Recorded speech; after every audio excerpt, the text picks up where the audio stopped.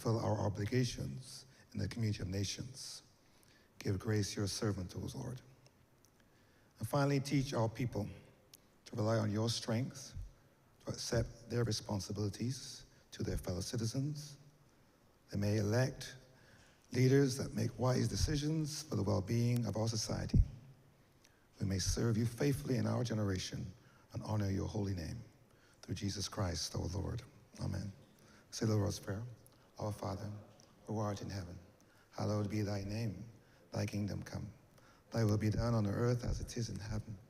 Give us this day our daily bread, and forgive us our trespasses, as we forgive those that trespass against us. And lead us not into temptation, but deliver us from evil. For thine is the kingdom, the power, and the glory, forever and ever. Amen.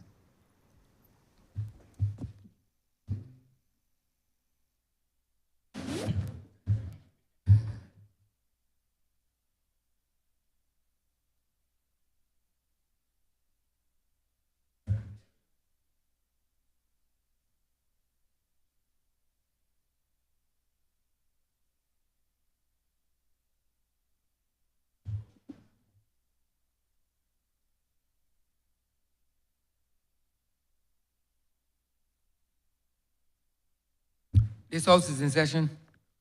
Minutes for the meeting held on Monday, March 31st, 2025, Tuesday, April 22nd, 2025, and Thursday, April 24th, 2025, to be confirmed. Honourable Leader of Government Business. Thank you, Mr. Speaker. I beg to move that the aforesaid minutes be confirmed. Questions that the aforementioned minutes be confirmed. All those honourable members in favor, please say aye. Those against, please say no. We think the ayes have it. The aforementioned minutes are hereby confirmed. Minutes for the meeting held on Tuesday, July 1st, 2025, to be deferred. Honourable Leader of Government Business. Mr. Speaker, I beg to move that the aforesaid minutes be deferred.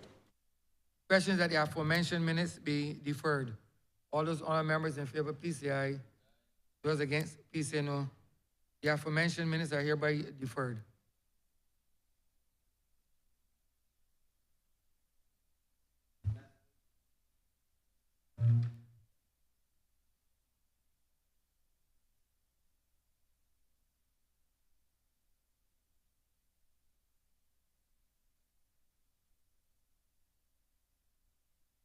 Honourable Leader of Government Business. Mr. Speaker, I beg to move the first reading of the Firearms Amendment Bill 2025, as well as the Tourism Levy Amendment Bill 2025. Question that the aforementioned bills be read a first time. All those honourable members in favor, please say aye. Those against, please say no. We think the ayes have it.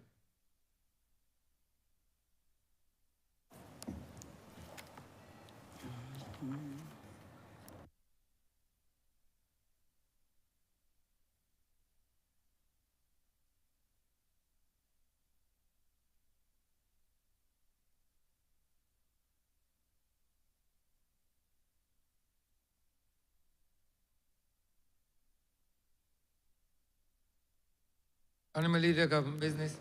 Thank you, Mr. Speaker. I beg to move the suspension of Standing Orders 6, 16, 18, 20, 42, subsection 5, 43, and 44 for the remainder of the day's sitting. Question that the aforementioned standing orders be suspended for the remainder of the day's sitting. All those honourable members in favor, please say aye. Those against, please say no. We think the ayes have it. The aforementioned standing orders are hereby suspended for the remainder of the day's sitting. Government business, sir. Government business is the order of the day. Sir, before government business, withdrawal of bills. Honourable Leader of Government Business. Thank you, Mr. Speaker. There are two orders on the order paper, Order 1 and Order 2. One relates to the Barbados Metrology Bill, which would have been laid in 2022, as well as the Copyright Bill 2023. Both ministers who will be leading these debates are now in the Senate, and I therefore beg to move the withdrawal of these two bills, which will at a later stage be replaced in the Senate chamber. Second. Question is that order number 1 and order number 2 be withdrawn. All those honourable members in favor, please say aye. Those against, please say no. We think the ayes have it. Orders number 1 and number 2 are withdrawn. Order number 12, sir. in the name of the Honourable Minister of Housing, Lands and Maintenance, to move the passing of a resolution to approve, in accordance with Section 5 of the Land Acquisition Act, Chapter 228, the compulsory acquisition by the state of the parcels of land situate at Windsor and Lower Grays Junction in the parishes of St. George and Christchurch in this island, and more particularly described in the schedules for the public purpose of the construction of a roundabout. Honourable member for St. George South. Thank you, Mr. Speaker. I rise to introduce this resolution to acquire 7 parcels of land totaling 20,254.5 square meters, roughly around 5 acres of land at this junction of Windsor and Lower Graves in the parish of St. George and Christchurch for the purpose of a roundabout. But let me, I rise in a solemn mood because those of you who know me know that I'm a cricketer and I lost twice this weekend. I lost at Kensington and West Indies lost, but Mr. Speaker, they were devastated. But Mr. Speaker, you told me this morning that you had a conversation with Darren Sammy, and I think he's asking me to join the squad. I can join the squad, Mr. Speaker, but let me get on with this business of the day first, and then we can discuss me joining the squad. Mr. Speaker, members of Parliament, this site at Windsor Brighton is located, they have here 1.5 kilometers east of Border Hall Police Station, heading east on Highway 5. And Mr. Speaker, on Thursday, I received a call from my colleague, member for St. Michael Southeast, who informed me that an accident occurred at that junction on Friday. That was after we had a pretty meaningful discussion about this acquisition of land that started back in 2010 by the last administration. And indeed, I often say when there's something in the interest of public safety, we should have no political divide, nor no quarrels on matters of public safety and health, and indeed protecting our citizens. This junction, over the years, Mr. Speaker, we've had a number of accidents, incidents, and also fatalities, road fatalities, as a result of vehicular accident at this junction.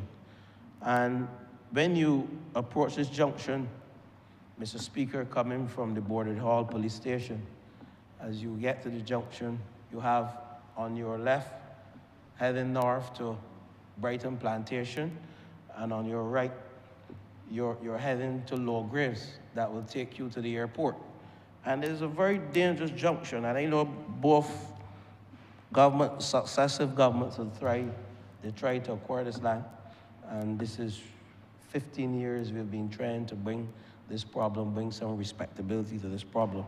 And in 2022, officers from the Barbados Police Service and Fire Service and personnel from the ambulance service responded to a mass casualty situation in which we had some 25 persons sustain injuries around 7:15 p.m. And this junction, Mr. Speaker, is dear to me as well because I had a friend. I had to respond to an accident there, a very close friend of mine, and who lives in the Lower Graves area as well one night.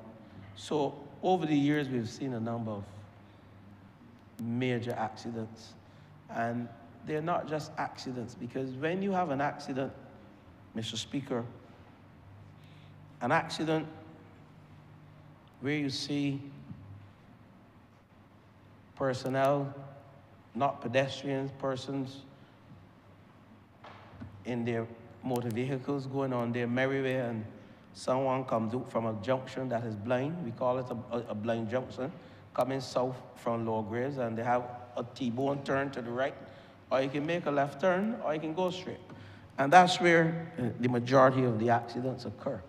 Persons approaching the forecross there at Windsor Brighton, coming from the low grade section, which is a blind corner, or a blind section of the intersection. And when you have these accidents, Mr. Speaker, it impacts the healthcare sector, because we spend a lot of money in healthcare, and we have to do that because it's a right as well. But it also impacts the quality of family life, because when you have the head of the household, or even any member child who indeed travels in a vehicle, and you come to any junction, not just Windsor Brighton Junction, but across Barbados, and you have a vehicular accident, not even at a junction, and you're hospitalized, it impacts families. So this resolution, though it may seem simple, is indeed critical to allow the smooth flow of traffic, to enhance productivity as well, because when we have vehicular accidents, they're human beings. They're not animals, and even animals as well we have to protect. But they're human beings sometimes who are going to work, and indeed they don't get to their place of work. Some don't even get back home if it is a road fatality.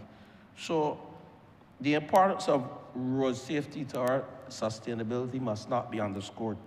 And the safety of our roads, Mr. Speaker, is of paramount importance to this government, given its impact on public health.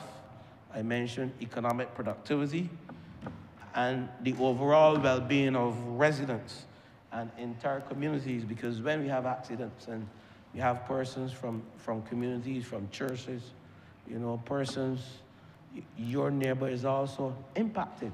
So this impacts the entire society, accidents. And there have been an increasing number of vehicles on our road. I'm speaking to my senior minister, member for Christchurch West. He estimates that we have 140,000 cars on our roads. Vehicles, on our roads. And this has raised concerns regarding an increase on collision rates, because the more vehicles you have on our roads, the more collision, the risk, because the risk is the likelihood of something occurring by the severity. So the risk increases as you have the increasing number of vehicles on our road. And the majority, though, of these accidents that we are speaking of tend to occur at busy intersections, such as the one that I mentioned in the Windsor Junction and Low Grades, and also the Turnpike Junction.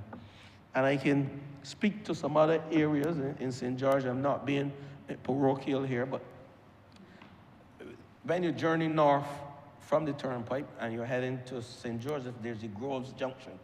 That junction leads to St. Joseph and also St. John through the district called Sweetvale.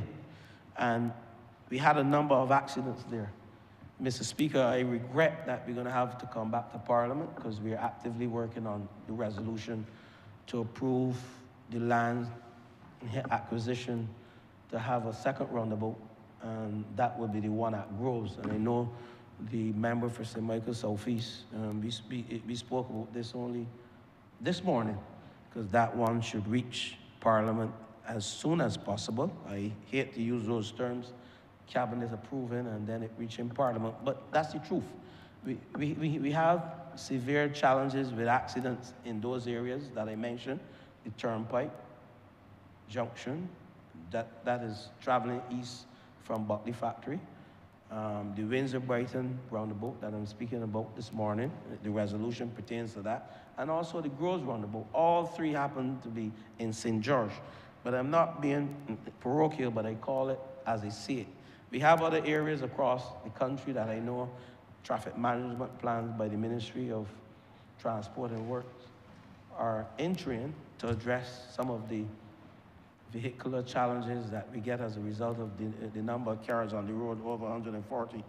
So, Mr. Speaker, we're also seeing an increasing expansion in housing developments as well across this country, and increasing vehicular congestion, and the need for safer and more efficient road network as necessitated innovative traffic management solutions.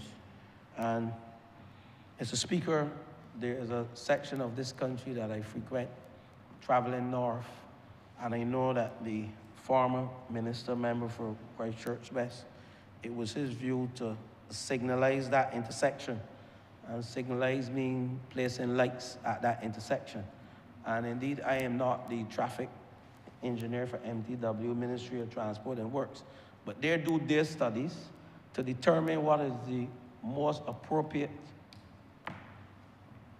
strategy, whether roundabout, whether signalizing, but indeed to allow smoother traffic and to reduce the number of accidents in this country.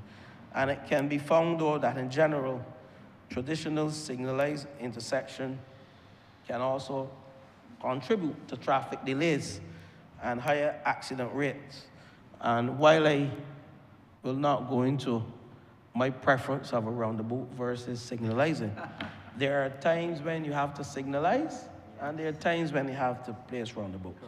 But the integration of traffic roundabouts offer a proven cost-effective and sustainable alternative that aligns with national infrastructure, transport, and housing goals.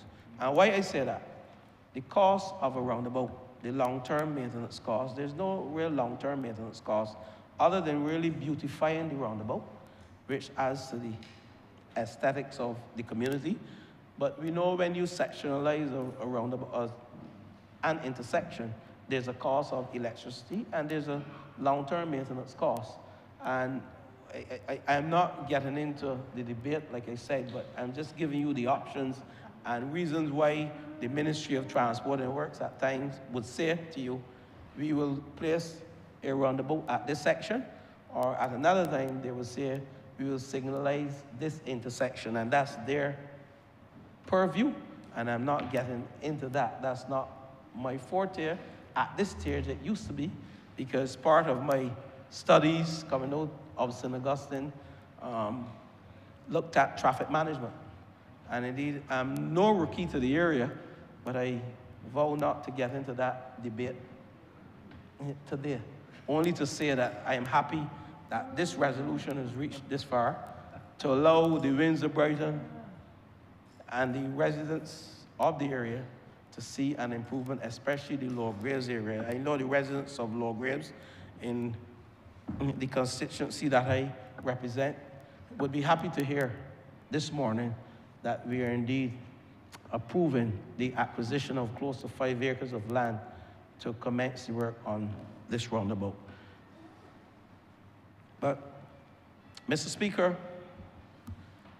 there are some benefits of roundabouts that I will get into briefly. And across jurisdictions globally, roundabouts have been embraced as modern traffic solutions due to their safety and performance advantages. Like I said earlier, their value extends beyond transport efficiency and helping to influence residential planning, I said, public safety, economic growth, and indeed the urban aesthetics. And we know very well as new housing developments emerge, there's a need for resilient and scalable traffic infrastructure. That becomes imperative, as the guys will say, that becomes axiomatic. That's the word you use, Mr. Speaker, axiomatic.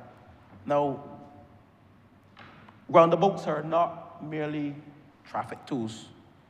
I said earlier, they are strategic infrastructure assets that support a broader development goal.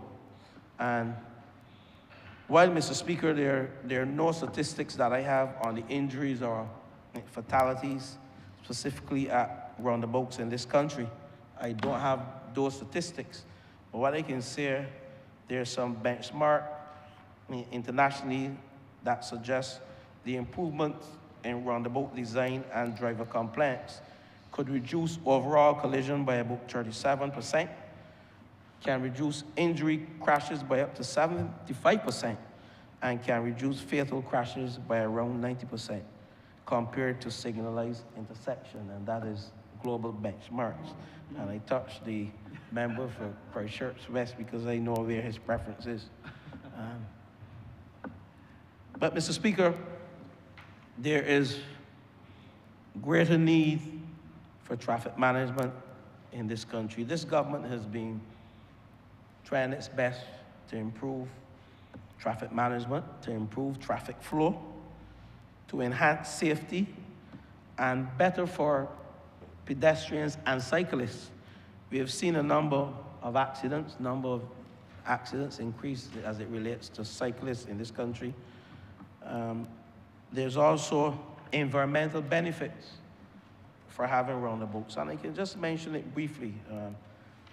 Fewer stops and starts, Mr. Speaker, for a vehicle mean that there's less idling and there's less use of fuel and also emissions. So the less you stop, Mr. Speaker, members of Parliament, the less fuel you use, the less emissions. So this contributes, Mr. Speaker, to better air quality and lowering the carbon footprint in urban areas. I also mentioned, Mr. Speaker, the lowering of operation and maintenance costs, as well as community benefits in terms of beautification. And the central island can be landscaped to improve the visual appearance of the area when you have roundabouts. Presently, there's a small roundabout at French's in St. George, the area that I represent. And I applaud the lady who worked at NCC, who's now retired. She beautifies that area single-handedly with plants. And indeed, when you're traveling east from Brighton Plantation, heading to St. Philip along Roland Hills, you have to get to French's. And as you look to your left, just above Melverton Christian Mission Church, you will see a beautiful roundabout, very small roundabout, but it is decorated with plants and the flora. The member for Christchurch West Central, I think he has been there with me, and he too was impressed because you know how he feels about flora and fauna, not only himself, but us as well. But Mr. Speaker, let me move on to a greater challenge we have in terms of improving traffic management in this country, in our city. And I travel north on mornings, Mr. Speaker. It takes me at least 1 hour when I leave around 7 a.m. It takes me at least 1 hour to travel from that section of St. James, Mr. Speaker, to Bridgetown. And it speaks to a greater need for traffic management, park and ride, for us to keep. Persons should be able to park their cars and indeed reduce the congestion on the road, emissions, better traffic management. This enables better traffic management. So the whole ferry system that we spoke about many, many years, Mr. Speaker, I know that the member for St. Michael South East is actively looking at ways to reduce the congestion of traffic on our roads. And it is one of the areas that was mentioned by Trieste. And those of you who know, when I go back to Trieste, that's years ago, and I read Trieste reports, and those reports speak to, and they're still active, reports, speak to the use of ferry system to allow better traffic management, to reduce the carbon footprint and the air quality on our roads. So, Madam Deputy Speaker, Mr. Speaker, I just heard the voice of the former Deputy Speaker, and I call her a member for St. Thomas. But, Mr. Speaker, when we speak about reducing the congestion on our roads, we have to indeed look at modern systems of parking and riding. As we travel north, and I'm saying north, not only from the north, but from the east. If you travel from St. Philip on mornings around 7 or 8 o'clock, you see the lines of traffic, and we say they are creeping. They travel at less than 15 miles per hour for over 1 hour to get from the destination in the eastern section to central Barbados. So there's a need for more park and ride systems in this country. And I know that this government, while I mentioned that, I must also say that this government has plans indeed, and you will see some of these plans being rolled out now. Within the next couple of weeks, we have Carrie Festa here, and I know we met the member for Christchurch West, the member for St. Michael's Southeast as well, who has the portfolio to address these challenges. We met and we looked at ways in which we can reduce or get persons to their destinations faster, and park and ride systems are indeed the most easy option, or the more easy option, to allow persons to indeed enjoy Carrie Festa as they ought to. Now, this debate, Mr. Speaker, I will wrap up shortly, but I'm hoping that persons will see the need for a greater roll-out plan for traffic management in this country. When we travel through Bridgetown, we see too many cars in the city. And if you travel internationally, you take a plane and you go in some modern cities, you see persons utilizing bicycles, you see persons utilizing more park and ride systems. And I think for us, in an effort to reduce the carbon footprint, and in our goal, our 2030 goal, to become carbon neutral, we indeed have to address the traffic management challenges with the increasing number of cars. As we build houses, you see more cars coming into our society. One thing we had we had some 80,000 cars, and we have nearly doubled within the past 10 years. And indeed, that will increase, because as you build houses, Mr. Speaker, families see the need to move from their place of abode to take their children to school, from their place of abode to get to work. And we have to come up quickly, Mr. Speaker, with a plan to address the traffic congestion on our roads, not only by signalizing intersection or by roundabouts, but a greater traffic management plan that I know the member for St. Michael's Southeast will speak to.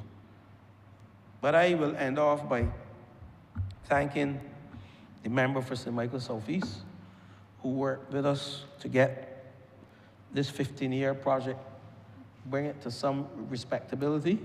Indeed, I understand that within a month or two, the work should start at Windsor-Brighton roundabout, and that will bring some ease to the residents who indeed fear for their lives as they travel along that section within a few months, right? Yes. Let me correct myself. The process of tendering, thank you, member for St. Michael's Southeast. We are now going through the process of tendering, and indeed that takes sometimes as long as 2 months. So we're hoping that after the tendering process, we can see some work commencing at that Windsor-Brighton roundabout. And of course, Groves as well, because we had expected to debate both of these, both Groves roundabout and the Windsor-Brighton roundabout, but unfortunately we only have the Windsor roundabout here. But I say to the residents of Sweet Vale and those persons heading to St. Joseph and those persons in the area of Groves, that soon to be will be a roundabout at that junction. So fret not thyself. This government is working to indeed improve traffic management in this country. I know there is a proposed car park, high-rise car park for the south of the island. I wouldn't go further to speak on that, because that is discussion, a preliminary discussion. I happened to be in a meeting where we looked at an area on the southern section of the country, and the member for Christchurch West, who's responsible for infrastructure, he too sat into that meeting. So there are plans by this government to improve traffic congestion, to improve the safety of our pedestrians, as well as persons who use our roads. And indeed, we are hoping that this year we can see some improvement in terms of more signalization, more roundabouts being employed. And I look forward to the day, Mr. Speaker, as I wrap up, to see a ferry system coming from the north of the island to address traffic congestion in the Spikes Town area and in the whole town area. And I also look forward, Mr. Speaker, in the very near future, to see something similar in the southern section to indeed assist those persons coming from St. Philip and the Christchurch area to allow persons to reach to school early and improve productivity, because when persons get to their place of work early, that's an improvement in productivity. And indeed, I sympathize with some persons who have to take the public transport, because we have to compete. The public transport has to compete with the vehicular traffic, the cars traveling on the roads of this country. So a wider traffic management plan, the member for St. Michael Southeast will speak to that.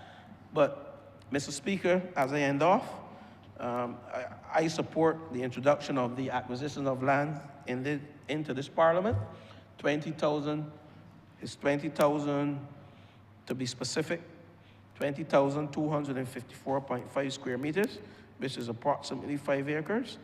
The Attorney General that has certified the resolution as being in order for consideration by this Honourable House is therefore hereby proposed that this resolution do now pass. I thank you, Mr. Speaker.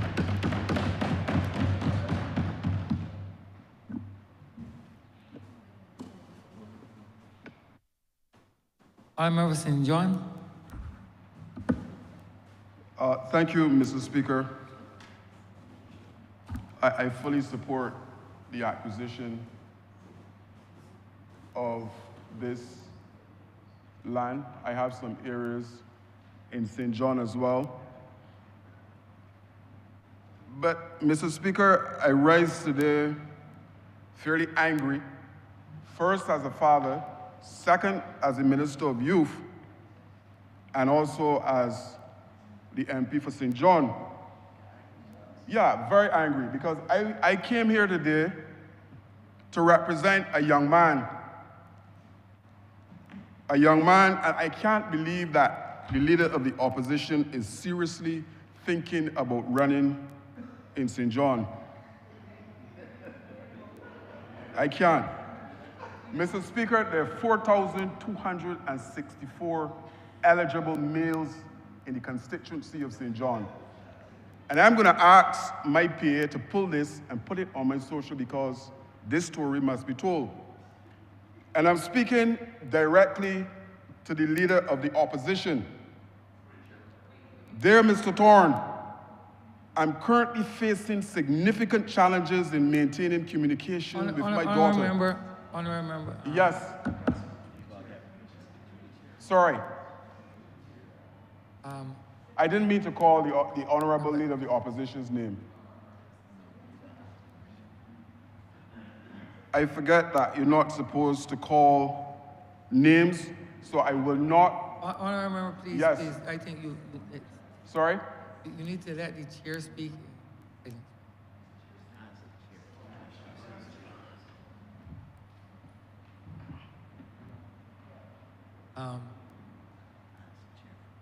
Obviously, it's not proper procedure to call the name of the honourable member in that form, in that way. That is yes, sir. And I notice that you're opting to read,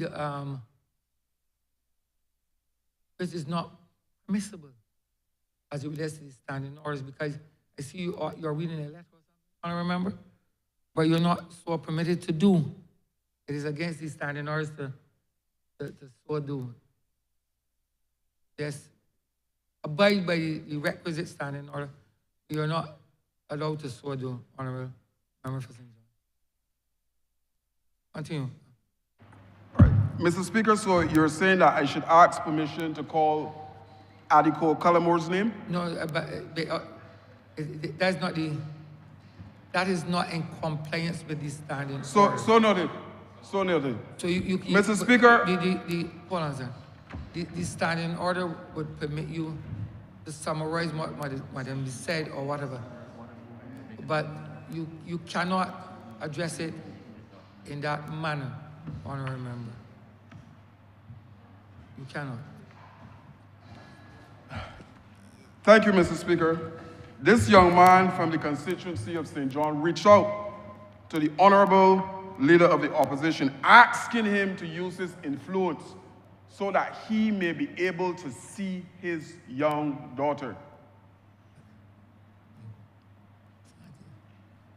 Mr. Speaker, I know that the chamber, and like I said, I'm going to be brief on this, the chamber may be asking, how can the leader of the opposition influence a young lady to have the father of her child see that child?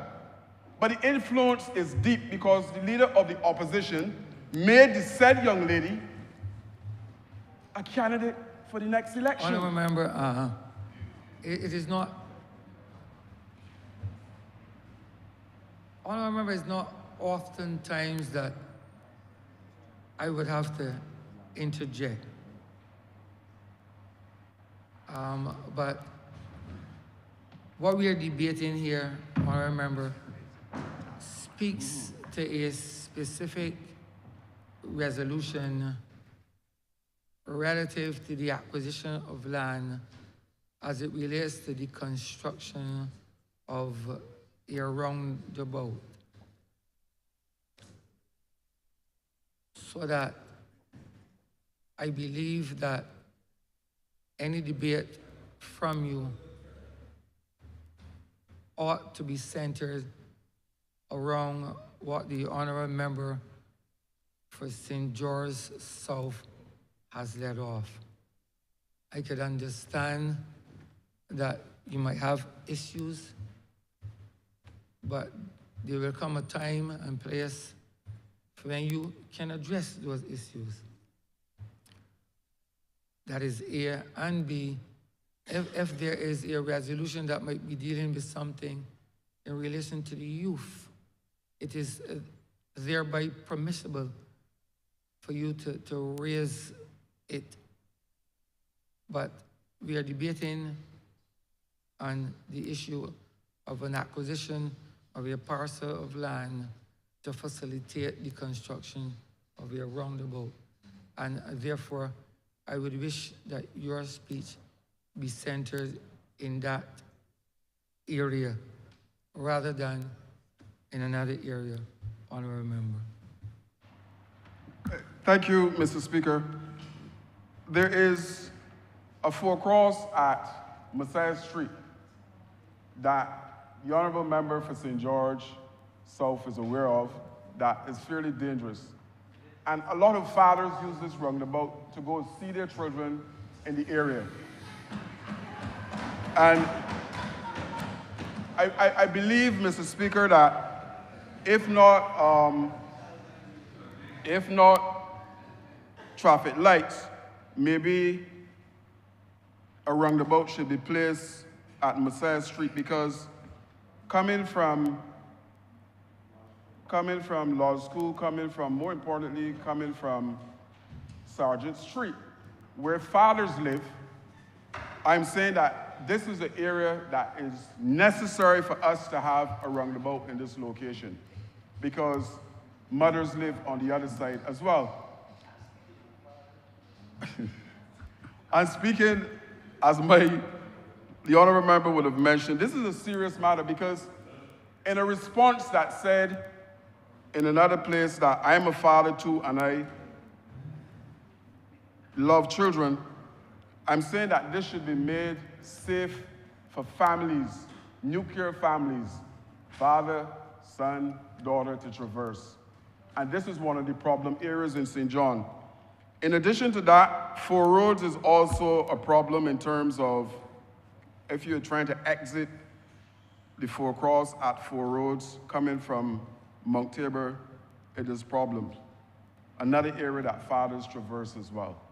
So, Mr. Speaker, I'm in full support of this, and I'm sure that the honourable member, the honourable leader of the opposition, when he is supposedly canvassing in the constituency, will realize that Sergeant Street may be an unsafe area. There's no roundabout, but he would support having one at Messiah Street. Mr. Speaker, I'm obliged.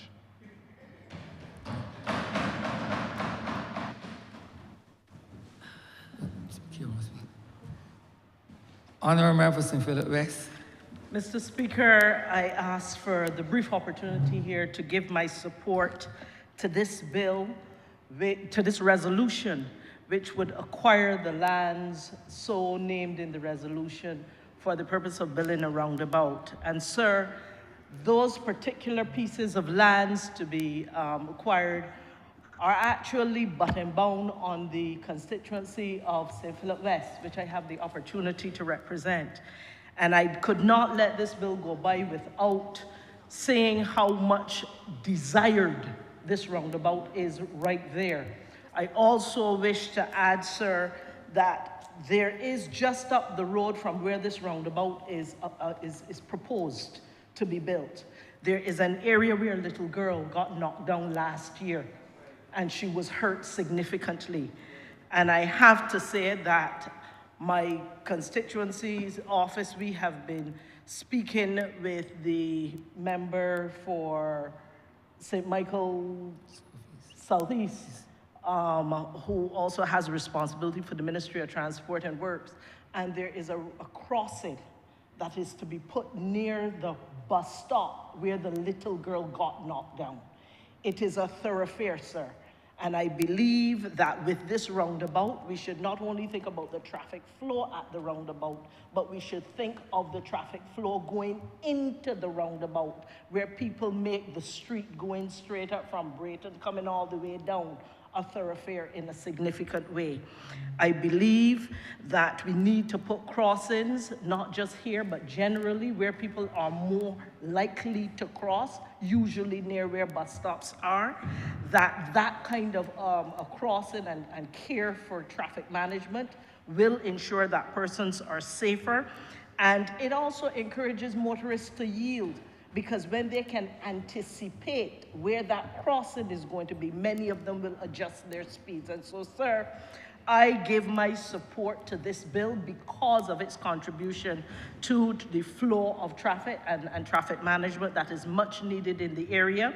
I believe that it will also reduce the number of accidents, it will save life and limb, and it will ensure that we have due care for the safety of the people of that area, including those of Hannies, Windsor, which button-bound the area where this will be. And with these few words, sir, I give my support to this resolution.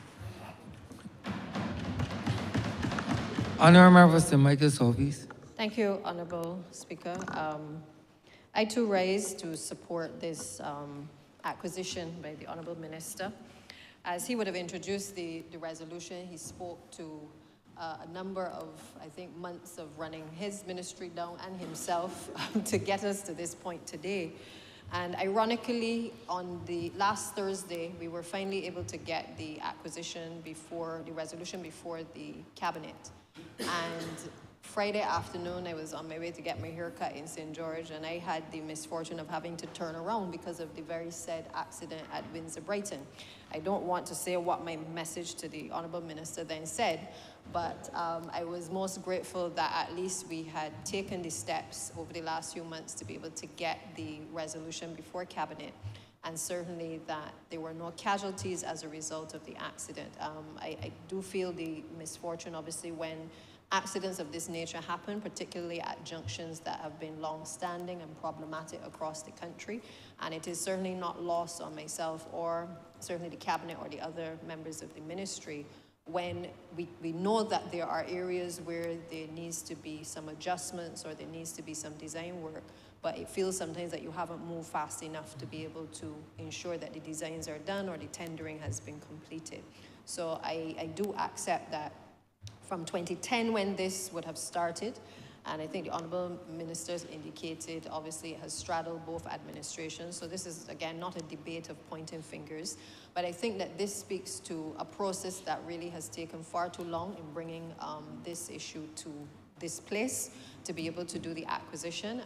When I became Minister, it was against a background where we'd been hearing a lot about the Windsor-Brighton roundabout being put in place. The member for St. Andrew and myself raised this in several meetings in relation to why the process had not been moved along. We then discovered that over the course of the previous years, there had been some disputes regarding the contract. There were some variations that were done to the roundabout, and perhaps what the minister didn't allude to was that the initial acquisition which had been started was for 4 parcels of land for this particular project, but we later realized that a larger portion of the land would actually be required in order to be able to scale up the design for that particular area. And in truth and in fact, a number of the lands that we have acquired, really nothing else can happen in those spaces. So our acquisition was to take into account the design, but also the fact that the entities that we are acquiring the lands from, that it would be better to take in the entire space, which would allow us to be able to do a proper design for that space. I think there's a recognition that because of the flow of traffic coming from the rural areas, that there have been concerns in terms of people being able to see properly at the various junctions. Oftentimes people don't know who should go first. They approach cautiously, but then they find themselves perhaps caught in blind spots because of vehicles approaching from either side. And of course, sometimes people panic in the process of being able to determine how to traverse the particular junction. So I'm glad that after the last year, certainly we've been able to resolve the issues. Unfortunately, the person who actually did the design work on the project has since died. And that, obviously, prior to his death, we were caught in a whole legal battle regarding the compensation for the services that were rendered. So it is unfortunate that it has taken this long, but I am pleased to know that we have seen the process through. And we've seen the process through because the issue of road safety is of concern, certainly to myself, it's of concern to the ministry, it's of concern to the wider government as well. There are a number of acquisitions. The Honourable Minister spoke of the issue of groves as well, which we had hoped to get here today. But we anticipate that groves will shortly be able to be brought by way of resolution as well for the acquisition of the lands.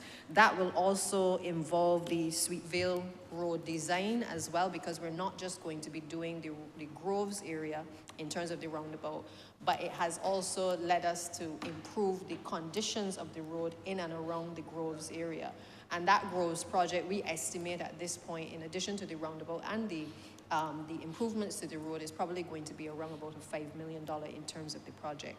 I state that, Mr. Speaker, because I think it is important for people to understand the process, but also understand that while the call is often made for the improvements, there are a few steps that have to be taken for us to get to this point, whether it is design, going out to tender, and of course, bill of quantities, being able to make sure that we know what these things are actually going to cost. The good news is that we have the designs for both the Windsor-Brighton roundabout. We also have the designs completed for the Groves roundabout as well. And once we have received the acquisition, actually we can go ahead in terms of actually doing the tender, but we've got the designs before the Chief Procurement Officer into the bonfire system with a view to being able to have a date schedule for us to be able to have that uploaded for contractors to be able to tender, to be able to construct both roundabouts and also the design for the actual road. So I stand here today certainly very pleased that we have started this process. We've been dusting off a number of long-standing matters in the Ministry of Transport and Works that have been raised by the public, it's been raised by the MPs, it's been raised at the Paris Speaks, it's been raised in social media, and we are paying attention to those concerns that have been raised. We may not be able to get to every single issue in the time frame that people would like, but I give the assurance that we have been working through a lot of these long-standing matters, certainly that I came to the ministry and I found, and trying to dust them off the shelves and make sure that we are able to do the necessary procurement, the necessary tendering in order to speed up the process. I can also say that on previous occasions I have made the request in this place and elsewhere for the engagement of a procurement officer to assist the ministry in speeding up the processes of tendering. And we have received that individual, and that is why we're able, over the last few months, to be able to accelerate the amount of tendering that is done by MTW, because we were deficient in moving things from design to actual tender stage. And of course, our methodology now is more to have supervision being done both internally and externally of a number of these projects to be able to see them through. Parliamentary Secretary and Honourable Member for St. Andrew will speak, I believe, to a wider project, which is one that is very near and dear to my heart, which is to see the transformation of the roundabouts across the country. I believe we have almost 150 roundabouts under our belt, and the intention is that these roundabouts, which have been placed over the years under a committee to be able to allocate to various corporate entities to market and promote their brands, that the time has now come for a partnership with ministry and private sector to be able to utilize them to not only spread the messages about the brand, but also to ensure that we are able to promote strong positive messages, to also be able to give the corporate, the creative sector an opportunity to display their visual arts as well in this space, and certainly to be able during the Easter, Christmas, and certainly any other independence and any other significant event, to be able to work with the corporate entities to brand those areas so that the country itself starts to take a different feel and shape in the spaces in and around our roundabouts. But we're not just working on roundabouts. We are mindful that the area going up by St. David's is a major concern as well, and I know that that is the junction by St. David's is another major priority. And once we're able to get these two projects off of the ground, the intention is to move quickly to be able to get the designs completed so that we can move to improve the solutions at that particular junction. I hear the Honourable Member for St. John in the midst of his presentation, the cries for Messiah Street and improvements there as well as 4 roads. And I'm sure if we ask every single member of Parliament this morning to list and identify a roundabout where it's needed or a road improvement that is needed, we can create a nice long list to flood the newspapers tomorrow. My focus, Mr. Speaker, is really more to address priorities and to address in a systematic way the issues that are presenting us across the country. And while I know we will not get to every single issue, there are in a list of areas for attention that the ministry addresses in order of a priority system. Now, safety on the roads generally, I think, is something that I can't allow this debate to pass without speaking to. A lot of emphasis will be placed, no doubt, on the issue of what the ministry is doing, what the government is doing. But before I get to that, I think it is important to also mention some trends in terms of what we are seeing based on the data that is coming to us as well. We're seeing a lot of people running red lights. We're seeing a lot of people moving quickly to get to their destination, perhaps starting a little later than they're supposed to, and then somehow believing that the traffic in front of them is just going to move speedily. There's a lot of road rage being created from our PSV sectors to ordinary people driving on the roads. These are the realities. People are driving a little faster where the temptation is there because the roads may be free, and as a consequence, sometimes accidents are caused because of that. So before I begin on what the ministry is doing in addition to the roundabouts and other safety mechanisms, I think it is also a call for people to not just slow down, but to be a bit more cautious in how they use the nation's roads. We have potholes, and some will say that the potholes tend to slow you down, but that is another issue that we are also addressing, and I would urge persons, knowing that we have our challenges in terms of the road infrastructure, that we need to take our time a bit more in getting to the destinations that we have to. We are behind, yes, in terms of the improvements to road infrastructure, because this government is playing catch up after not having many of the roads, the potholes fixed for a number of years. Even the road markings were not being done at the speed that they need to be done. We had issues where I think the last speed humps that I recall being done was probably in the Golden Rot area when I was not even the minister then. And those were concrete humps that were installed in the area of a play park. We have moved away from that particular methodology in terms of using the concrete structures, and the ministry is currently exploring a type of speed hump which you would see perhaps more in like the Coverley area and in some of the residential developments, where we would have a more rubber-mapped speed hump that can be used in and around residential communities, in and around our schools, in and around our community centers. And why are we moving in that direction, Mr. Speaker? Because quite simply, I can't ignore what I've heard at the Paris Speaks. I can't ignore the concerns that my colleagues have raised and the country has raised in terms of people slowing down. Every time that we build a new road, there is an automatic request across the country for speed humps to be installed. And while it is that we will not install speed humps as a calming measure on every highway or on every major road, the reality is that there are some areas that we believe are now necessary for us to explore this type of system to be able to help us to do some traffic calming across communities. And I'm sure that each of the members of parliament can certainly identify even where there are some who are not sure exactly where they're running. I'm sure that they can perhaps, pick and choose a couple of areas that constituents may have commented that may be required to have these types of traffic calming measures. Now, that's not the only type of traffic calming measure, but it is one that we feel in the interim can certainly give a great uptake in addressing some of the concerns that have been raised. I recall saying to my staff that when they solved one issue in terms of speed humps along the Golden Rock Main Road, the commuters then took the Stratford Hill area, and there are no speed humps on that road. But what we have is a number of little children who, because it's a densely populated area, are traversing that area, sometimes running out of their homes to get to the play park, and there are no attendant speed humps in that particular road. Now, these are the types of things that I believe that this type of measure is going to be designed to be able to address in the short term, while we look at all of the other mechanisms for being able to slow traffic across the country.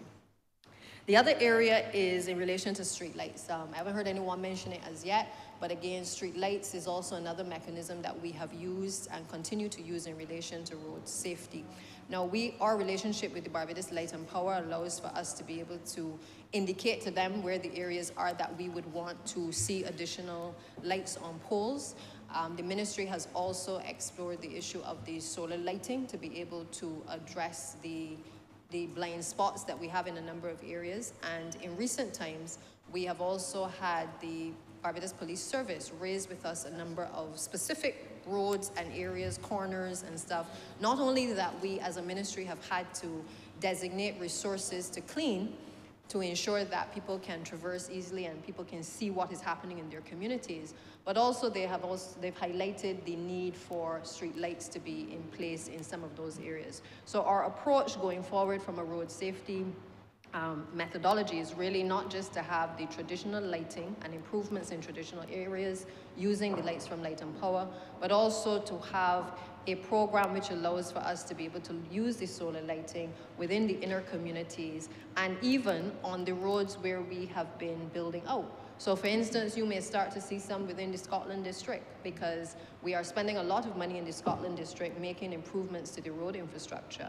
But road infrastructure on its own is not just the improvements is not the be all and end all. We also have to take into account things like the bus stops, the sidewalks. We have to look at the road markings. We have to put down the cat eyes. And of course, the biggest issue is also making the countryside come alive by the introduction of lighting. So the countryside does not have to feel as though it is not just have been neglected, but that it is isolated because it does not have the appropriate lighting in place in those communities. We also are mindful of the area that was mentioned by the Honourable Member who spoke before me in relation to the Hannes-Windsor area where the child was knocked down. We've seen a few of those recently. Again, it goes back to my earlier point that we also need to ensure that drivers are a bit more vigilant on the roads. We expect children to do things impulsively, and therefore, as drivers, we have to anticipate that there may be a child coming across the road. Equally, the ministry has been ramping up its road marking program. In particular, you will see a lot of activity around the time when children go back to school to make sure that when they start the school term that the road markings are in place. Can we improve on this? Yes, I believe we can. And we've been exploring whether we may need to outsource some of the works that are done across the ministry in relation to road markings and other things that are pretty simple for people to do, but will follow the standards of the Ministry of Transport and Works. So those road markings, we have also partnered with some of the persons in the private sector. I believe that launch will happen very shortly, but we are not operating in a vacuum. We've had very good corporate entities coming on board to work with us to supply paints, to be able to allow the ministry to advance its program. And we encourage corporate entities to continue to come on board so that we can accelerate the number of teams that we can put on the road to be able to get these road markings done in short order as well. The other area that that I'm mindful of, and I think I should mention this, is the Lodge Road area, because again, I recall having a management meeting recently, this is Lodge Road in Christchurch, to raise the issue of concerns that have been previously raised in relation to the Lodge Road community. A number of people had lost their lives on that road. A number of accidents have also taken place there. And I would have indicated previously that when we were doing the Mill and Pave program, one of the things that we had looked at was whether we could have included the Lodge Road, Christchurch area on our list. The challenge was that it required significant means replacement and improved, obviously, lighting and sidewalks in that area. And the other thing that it's going to require is acquisition of lands, because in order to widen the road, in order to be able to accommodate the sidewalks, whether on one side or both sides of the road, there's going to have to be some acquisition. The project has to be designed before we can build it. And therefore, there is a process that must take place, just as we have done on the road roundabouts and on other roads, to ensure that we give the commuters the opportunity to have a decent surface that they can drive on. So one of the things that we have done as an interim measure is that we are waiting the Light and Power to be able to install some lights from the corner by Gall Hill, going all up to where the industrial park is by the roundabout, to improve the lighting on that area. That is irrespective of the fact that the designs still have to be done for Lodge Road, and that will be done under a design and build. The good news is that the design and build for this project is also going out in the tender for the Groves roundabout as well as the Windsor-Brighton roundabout. So they're all in a batch together for tendering. So really, the ball is now in the Chief Procurement Officer's court for her to be able to allocate a date so that the tender documents can certainly be uploaded so that the contractors can tender for those designs. But that area is like many others in the country where it didn't obviously start out being so high traffic. Since that area would have emerged, we would have had a lot of industrial activity in the industrial estate. We've also seen the increase in traffic coming from the Oistins area. You have the school also within the surrounding community. And then traffic comes off of the ABC highway and takes the connecting road to come down Lodge Road to get to all of the other areas along that stretch. So we have seen the increase in the traffic, and therefore with the increase in the traffic, requires us in many districts to be able to make changes to the design, the layout, and certainly to be able to have a systematic way of being able to design a number of these new roads as well. So it is unfortunate, yes, that there has been loss of life, and we take no pride in anybody losing their lives. But we are working in the ministry to knock off a number of these long-standing issues that have caused accidents and that has caused a loss of life. Now, what does that mean for the rest of Barbados? It means that while we prioritize these, it means that there are some roads and some residential roads that will not get the attention, because if we have to prioritize, I'm telling you straight, Mr. Speaker, we're going to prioritize those areas where they have been of significant concern to the general public. And therefore, the Lodge Road, the areas relating to Groves roundabout and the Groves Road, along with Windsor-Brighton, are roads that are of significant priority right now for the ministry. Windsor-Brighton roundabout is probably going to come in around 3 million. The Groves roundabout, along with the infrastructure works on the actual road with Sweet Vale, is going to be another 5 million. And therefore, you can start to appreciate that with these sums, it means that some of the roads that people expect to be done quickly, we cannot always get to them. What we have done in the ministry, though, is to have different tiers of roads. So we have high priority roads and roundabouts, but we also have a number of the residential roads that you've started to see across the country being done in residential communities, both across the rural areas as well as across the urban corridor as well. And I think, Mr. Speaker, in your constituency, you have been the beneficiary of the program focused on roads that we could not get to on the mill and pave, but roads that required us to basically improve drainage and to certainly do the upgrades to eliminate the potholes. Potholes are something that I think, I'm not going to say we have to live with, but we're going to have to live with it until we are able to get the pothole patching machines in, which I hope will come before the end of this year. We've placed an order for about 6 pothole patching machines to be able to assist us with the carve-out of large areas of potholes, because the reality is that a lot of the roads that people complain about really need a full rehabilitation. It is not just a simple cutout of a pothole and fix it temporarily, but the truth is that when you look at the long-term cost of the investment into repairing the road, it is a significant cost, and we are trying to get the resources in place to be able to make sure that we can do full rehabilitation of many of the roads. So the pothole program is continuing. We had some issues with the equipment recently, but we have been able to get that back on track. But the pothole patching machines, of which there are 6, will hopefully be here before the end of the year, so that we can have that put into place certainly for the end of this financial year going into the following year. So, Mr. Speaker, I believe that today's discussion is really about an investment in public safety. It does bother me that this has taken 15 years to come to fruition, but as I started at the outset by saying, it does please me that we have been able to gather all of the ministers to be able to push at the level of the bureaucracy to be able to break down the barriers and certainly be able to move this process along so that we can see this level of improvement taking place across the country. And I believe that accidents must not spur us into action. It is really time that we recognize that when we have these types of accidents, or even where there's a loss of life, that it has a significant impact on families. And I say it to my staff all the time that we must not wait until something happens in order to act. And I say that to each and every one of you in this place as well.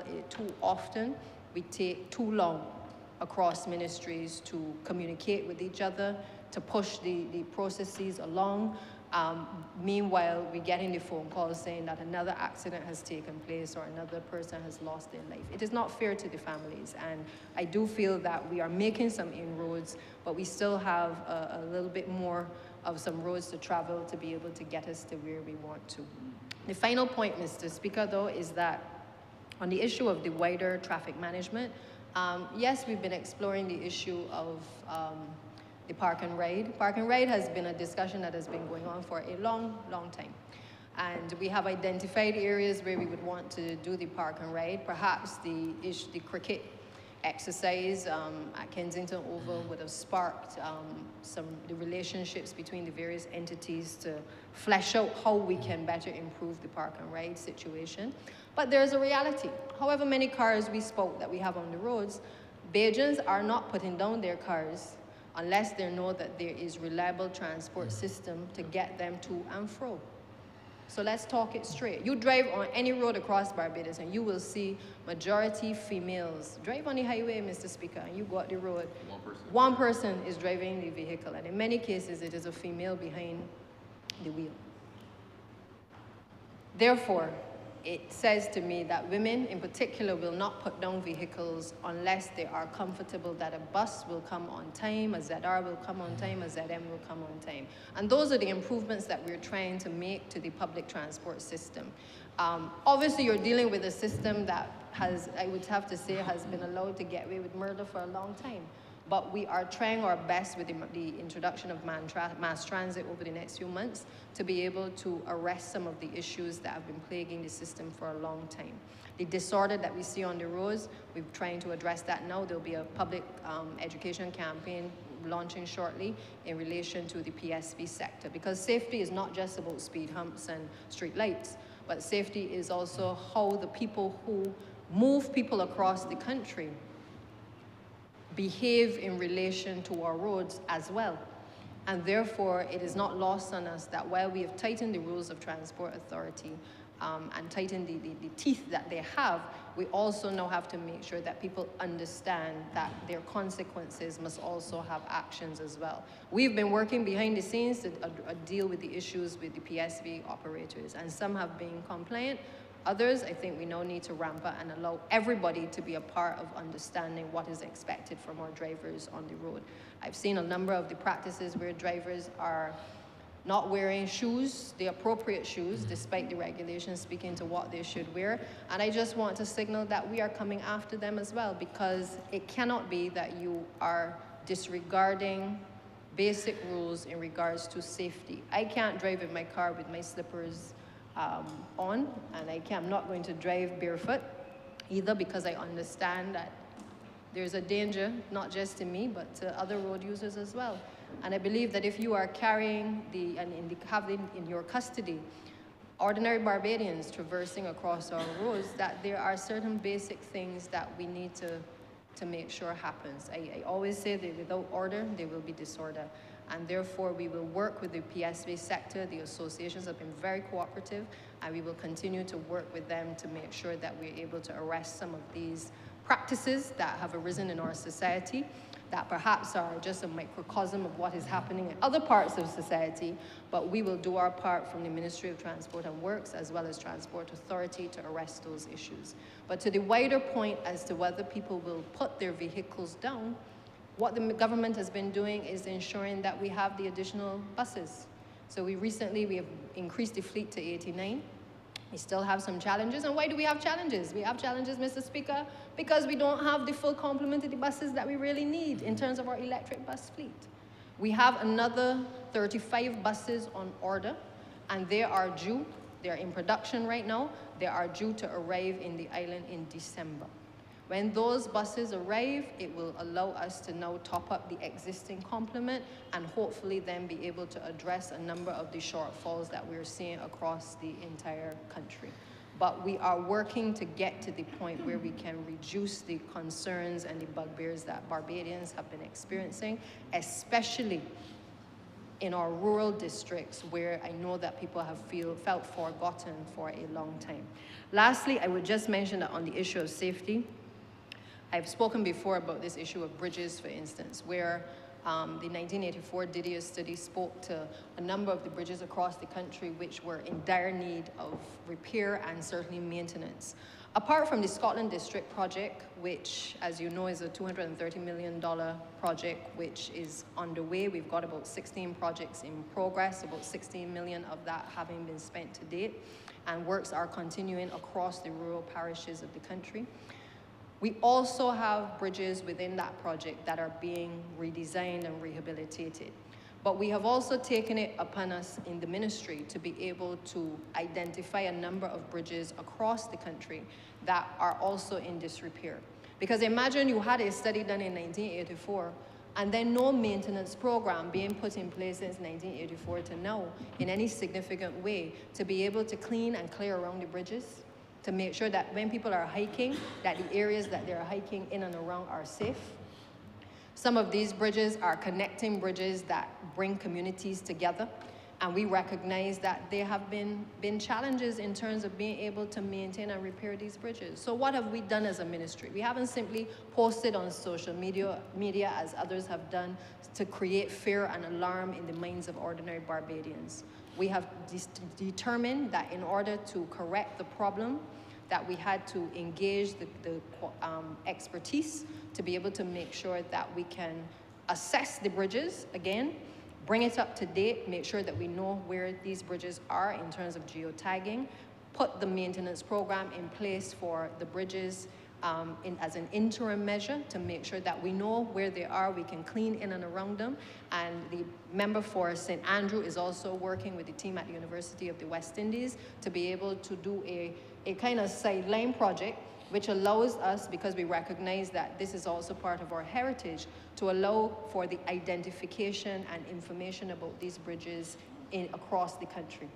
Because again, I don't believe that I am just Minister of Public Works, but I believe that I must use all of what I am in terms of creative and knowing my history to make sure that we are able to have other areas in and around the bridges that are of benefit to not just Barbadians but also to tourists. So the Honourable Member is working on that particular project, given his background in research and certainly in history, to work with the technical team and the University of the West Indies to be able to give us a project that not only cleans and clears the bridges, but also treats to these bridges with their history, because our forefathers helped to build out these bridges, Mr. Speaker.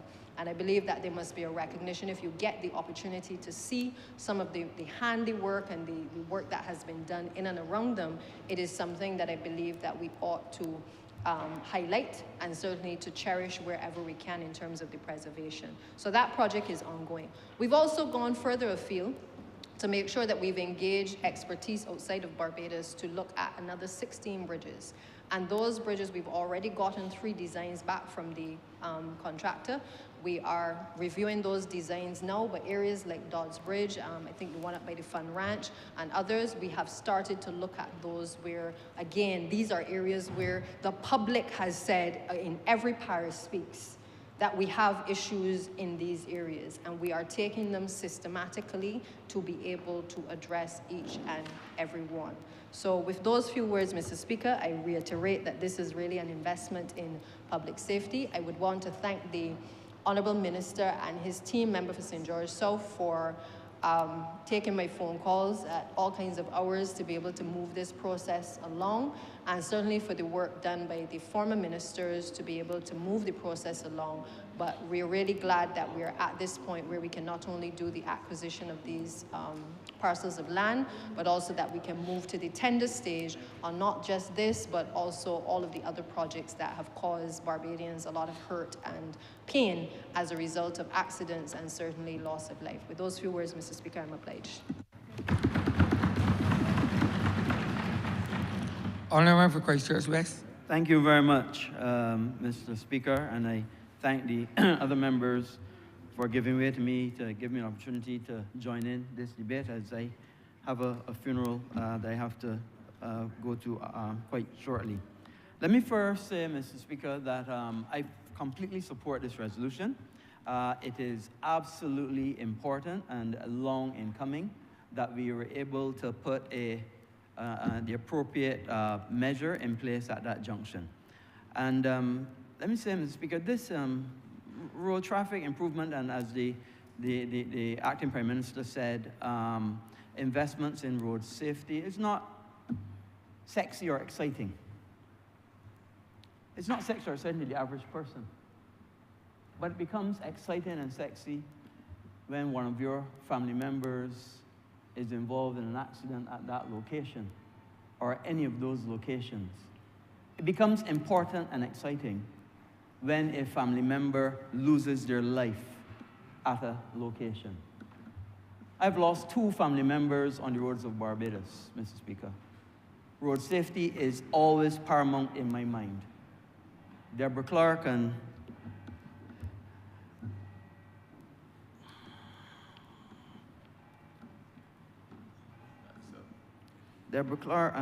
Ferenz Dugid lost their lives on these roads in Barbados. When I became Minister of Transport, I thought that I had to see what was possible to be able to improve road safety in this country. There was a program that we found there called the International Road Assessment Program, the IRAP. And the IRAP identified areas where simple measures could improve road safety at certain junctions. So we set about looking to improve those junctions. We improved St. Silas, and we improved, as the Minister said, we improved St. Silas by putting lights there, and I'll talk about lights versus roundabouts in a little while. We improved the Garfield Sobers roundabout by putting that additional lane to the left to improve traffic and also to improve access for pedestrians and so on. We improved Rendezvous Hill by widening it and putting a pedestrian stairwell together with a protected pedestrian stairwell, because a guy actually got trapped and his legs were crushed between the walls at Rendezvous Hill. We improved Coverley, and a new roundabout was put at Coverley. We improved Codrington as well, in a small roundabout there by Codrington, where Codrington Road joins to Combermere. And we looked to and started designs, looked to finish the designs for the one that we're doing today, which is Windsor Brighton. We also had designs that we found there, and I'm surprised that I didn't hear the minister say, designs were actually done for Turnpike as well. And you know that Turnpike is also a roundabout that needs to be done. So we also put a countdown light at Marhill Street. And what you know is the countdown light is at Marhill Street when you come from St. Michael's Row into Marhill Street. It actually tells pedestrians 10, 9, 8 when they can cross, because that is a well-known cross-section where pedestrians cross, whether the light is with them or not. So we tried our best to be able to put appropriate measures in place to improve road safety at various junctions and various roads across Barbados. But it was not ended. We identified about 20 roads or junctions, and I'm happy to see that subsequent ministers have continued that work to be able to improve road safety, because at the end of the day, as the Prime Minister said, we owe it to the people. It's one thing to say that, yes, we're doing this, we're doing that, but when families are involved, when people lose a loved one, a brother, a sister, a cousin, an uncle, an aunt, a mother, a father, or sometimes a mother, a father, and a brother all in one, and leave then a young child to have to fend for themselves and then passed over, or then have to be adopted by a relative. These things matter. And these things are very, very important to our society and to our community. I want to talk a little bit about lights versus roundabouts, because as you could hear in the undertones from my colleague from St. George South, that there's significant debate about lights versus roundabouts. So let me first say at the outset, I am a proponent for lights over roundabouts. I heard my friend say, I guess he's suggesting that roundabouts, he's a proponent of roundabouts over lights, but I'll explain why. I'm going to explain why I prefer lights over roundabouts. The first thing is this: traffic lights rather than roundabouts. Traffic lights, first thing. And let me give a simple anecdotal thing first. The corner of Culloden Road and Culmarock. Culloden Road and Culmarock, when I was a boy, I went to school on Pine Road, and I traversed from Dayton Road, where I lived, to Pine Road. That used to be traffic lights in the early days. The wisdom of the then MTW decided that it was too much trouble as a traffic light. They acquired significant, as we're doing now, acquisition of land for areas. I remember very well, there used to be the Indian family living at the Blue House on the corner. Their land was acquired, and they made a roundabout. It was called the Ernest Dayton Motley Roundabout, Mr. Speaker. After years of recognizing that the roundabout was failing, and why was it failing? It was because the quantum of traffic had superseded the design. So what do we have there now? Back to traffic lights. Back to traffic lights. So what is the lesson from that? I can tell you what the lesson is. Roundabouts are better to slow down traffic. Traffic lights are better for high traffic areas. And let me go further. When demographics change, say for instance, a big development goes on at one side of the intersection or another side of the intersection, you can't go and redesign the roundabout, but you can change the timing on traffic lights. So the malleability of traffic lights makes it a better solution than roundabouts. That's the second reason. Let me give you the third reason. Now in the technology era, Mr. Speaker, you can have what's called smart traffic lights. What does that mean? I know you can have smart roundabouts, but you can have smart traffic lights. What does that mean? When you approach, say for instance, an emergency vehicle, an ambulance, a police vehicle, or even a shuttle from a park and ride is approaching the traffic light, there is technology that can cause that traffic light to turn green, which means it stops the others on the intersection and allows the emergency vehicle to go through. It also allows the shuttle, for argument's sake. Say we get the park and rides that the minister spoke about. Put those in place. It means that when people are encouraged to get on a shuttle, because shuttles get the opportunity to get green lights all the way through. Roundabouts can't do that.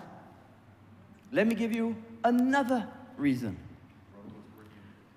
You know, the land of roundabouts is a place called Milton Keynes in the UK. I know it well, I used to play rugby there. In the UK, which is famous for roundabouts, they now have traffic lights on those roundabouts, Mr. Speaker. They now have signalized the roundabouts, so they've added traffic lights to roundabouts. Well, therefore, it tells you they could have started with traffic lights in the first place.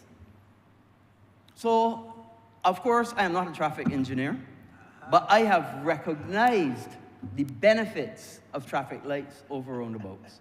And all I would say, as the minister continues on the resolution to acquire the land, and I agree with him, they are horses for courses.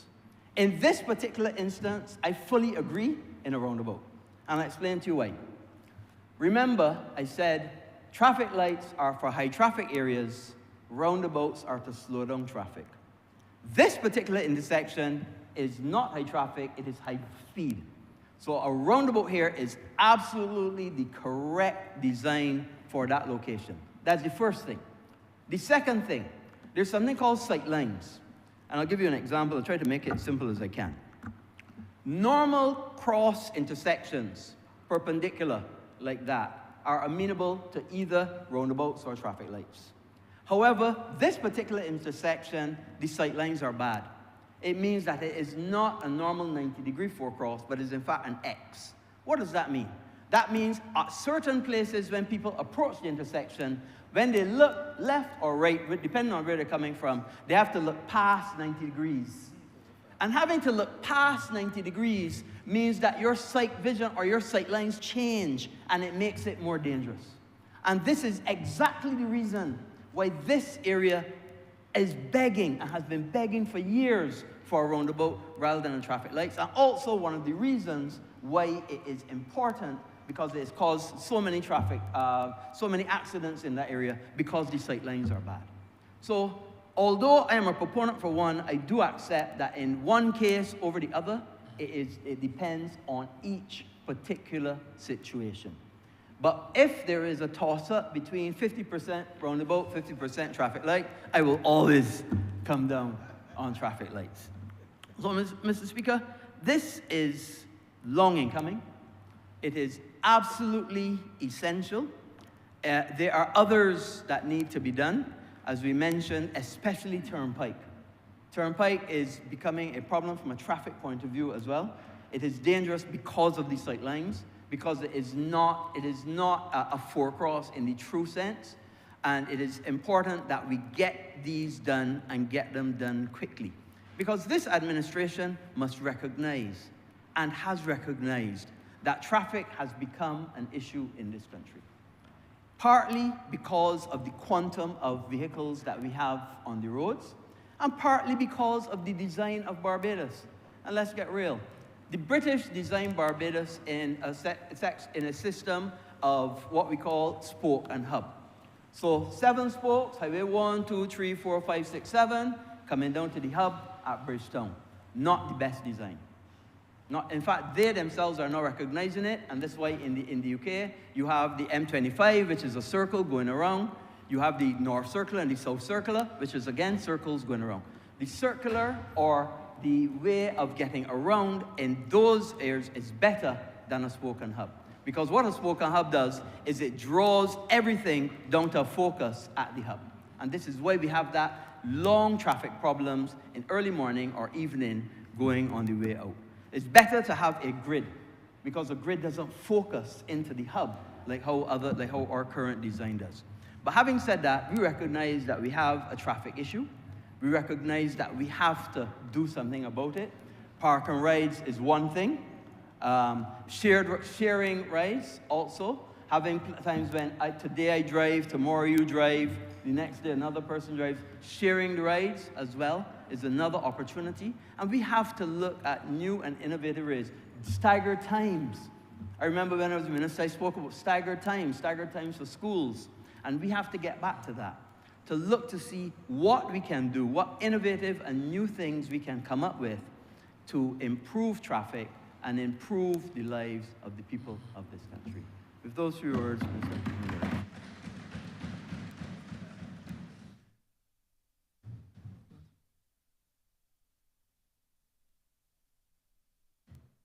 Honourable St. Thomas. Thank you, Mr. Speaker. I want to say many thanks to the honourable members who have started on this route.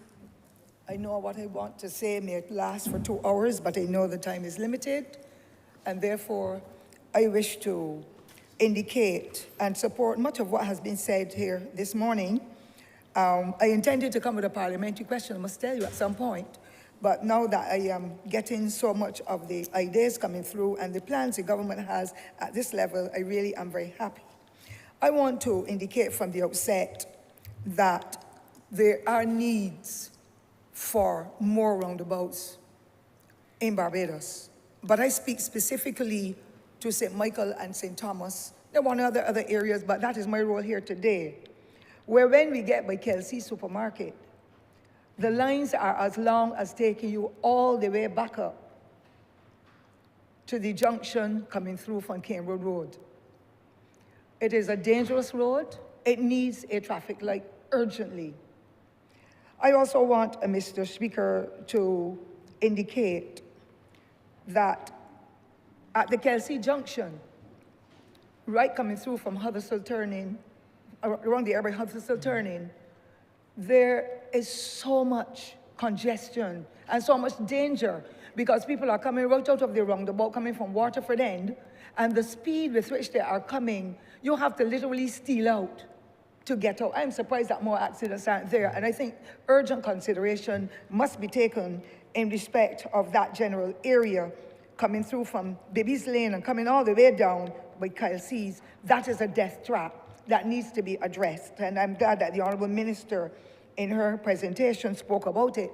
Either she'll put, well, I don't think a roundabout would be the best, but a traffic light, because that is a very heavy area where residents live, and I think it will be a welcoming experience for all. My other concern, sir, is to do with markings in the road.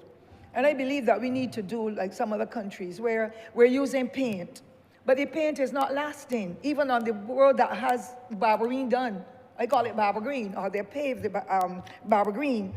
As soon as the rain falls, and in a place like where I live, sir, it rains every day. Not that I have many good roads, but it rains every day. And in no space of time, the white lines are washed out, or the yellow lines. Take, for example, coming down Ashford Hill, where water comes down in torrents. The paint goes quickly. I believe that it's about time that the government comes up with some kind of plan from the distinguished persons who guide the Ministry of Public Works and Transport to be able to use some kind of material, like something I saw, I think, in Canada or the United States, where it seems as though they're mixing sand with the paint. And that lasts for many more months or years compared to just the regular paint, because that use of that paint is a very costly exercise, and then persons have to go block the road to put in the paint, to do the painting, and then within a matter of weeks, you're juggling to cross the streets. I think that needs to be urgently examined in order for us to get where we're at. Sidewalks are important now. We're talking about 100,000 vehicles on the road. And the worst are the ZRs, Mr. Speaker. I am tired. I live in rural Barbados. The behavior is so ridiculous. And if you don't have sidewalks that we can jump out of the road, God help us in Barbados, not only in St. Thomas, but across the country. The disorderly behavior needs to be addressed. And you understand they want to stop working from 6 o'clock. Some of them should not be able to start to work from 6 in the morning because of the recklessness on the streets, the cursing, the unkempt workers on the buses. Who is managing them? Some of the vehicles are not working properly. You can hear it. Some of them also, you can tell that They're not stopping at traffic lights. They're doing as they like. Somebody has to control these ZRs. And I pray to God, Mr. Speaker, that none hits me. Because if one hits me, I know I will have to die.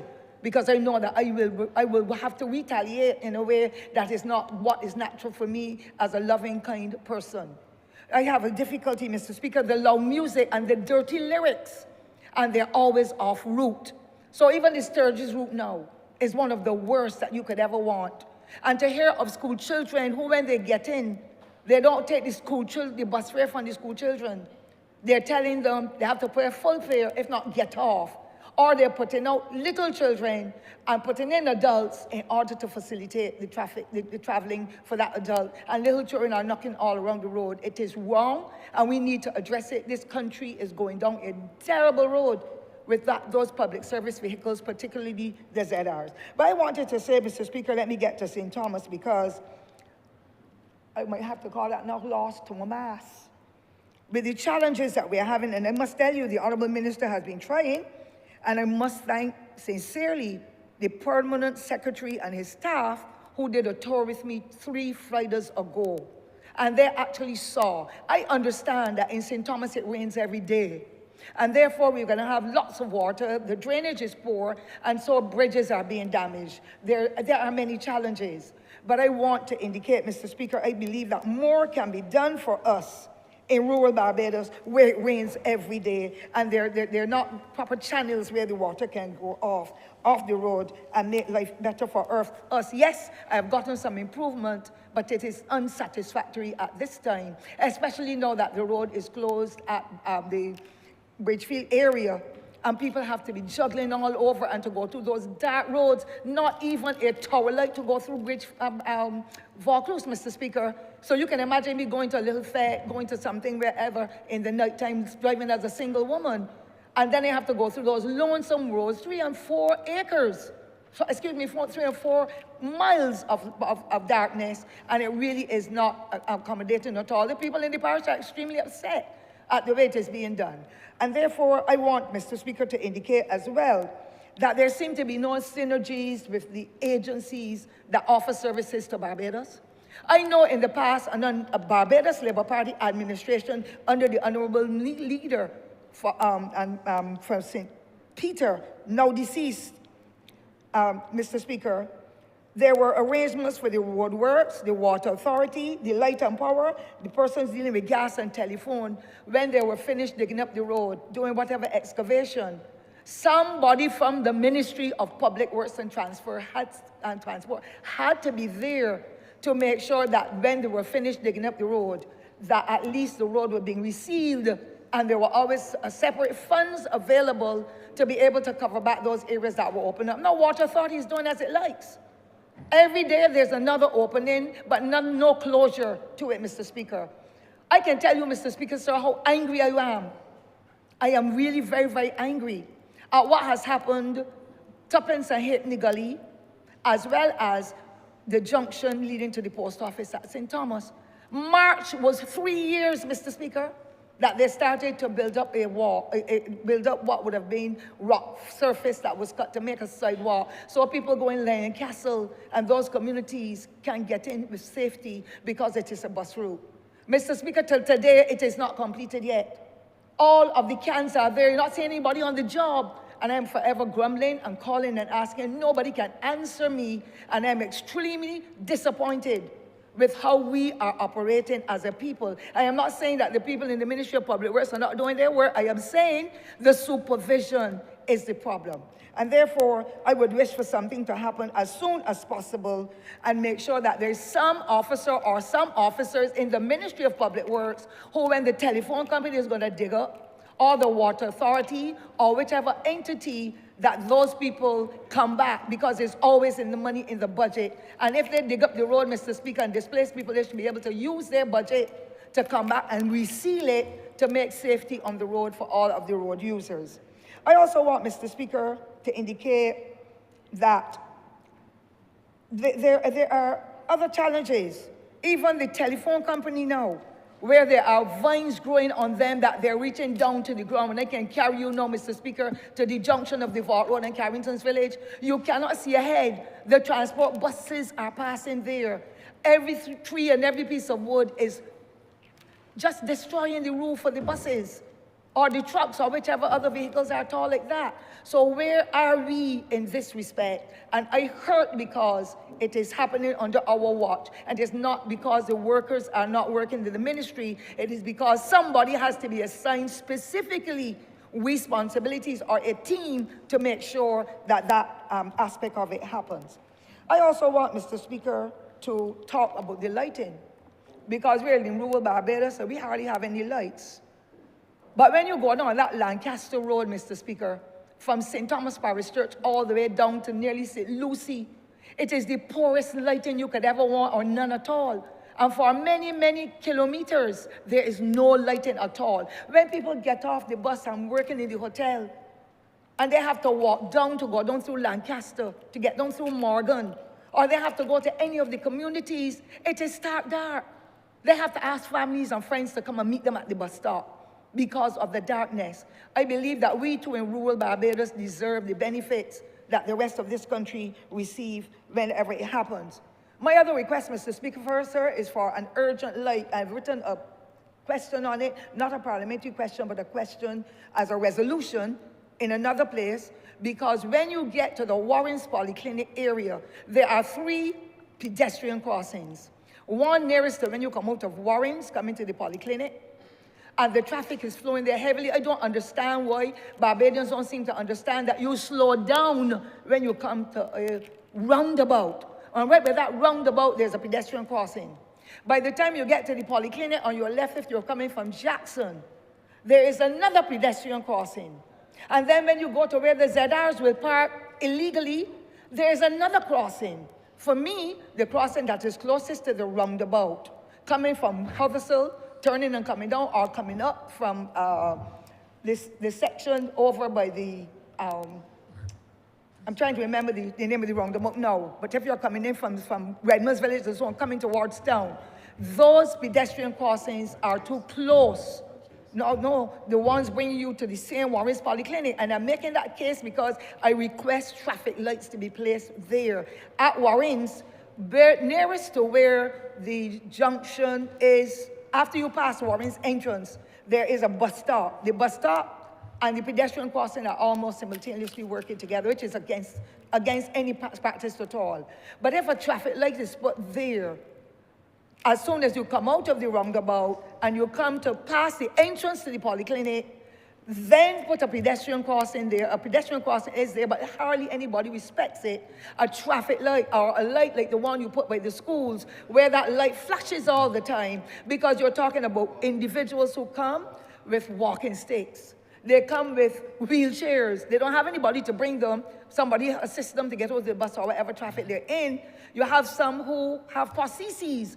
There are some of them who are so elderly, they can't get across the road, and that road has about 3 lanes because one turns into Eden Lodge Terrace or whatever it is called. And then to compound it all, the ZRs line off to block off even the Eden Lodge Road. Sometimes it's 3 and 4, and I'm thankful within the last few weeks, the police officers are there. As soon as the police officers leave, Mr. Speaker, they go back and block the entrances again. And when you're crossing, to go across from either side, it is the most dangerous thing you could ever want. I have never seen a society fall apart with discipline in this way at all, because we believe that we should give people freedom.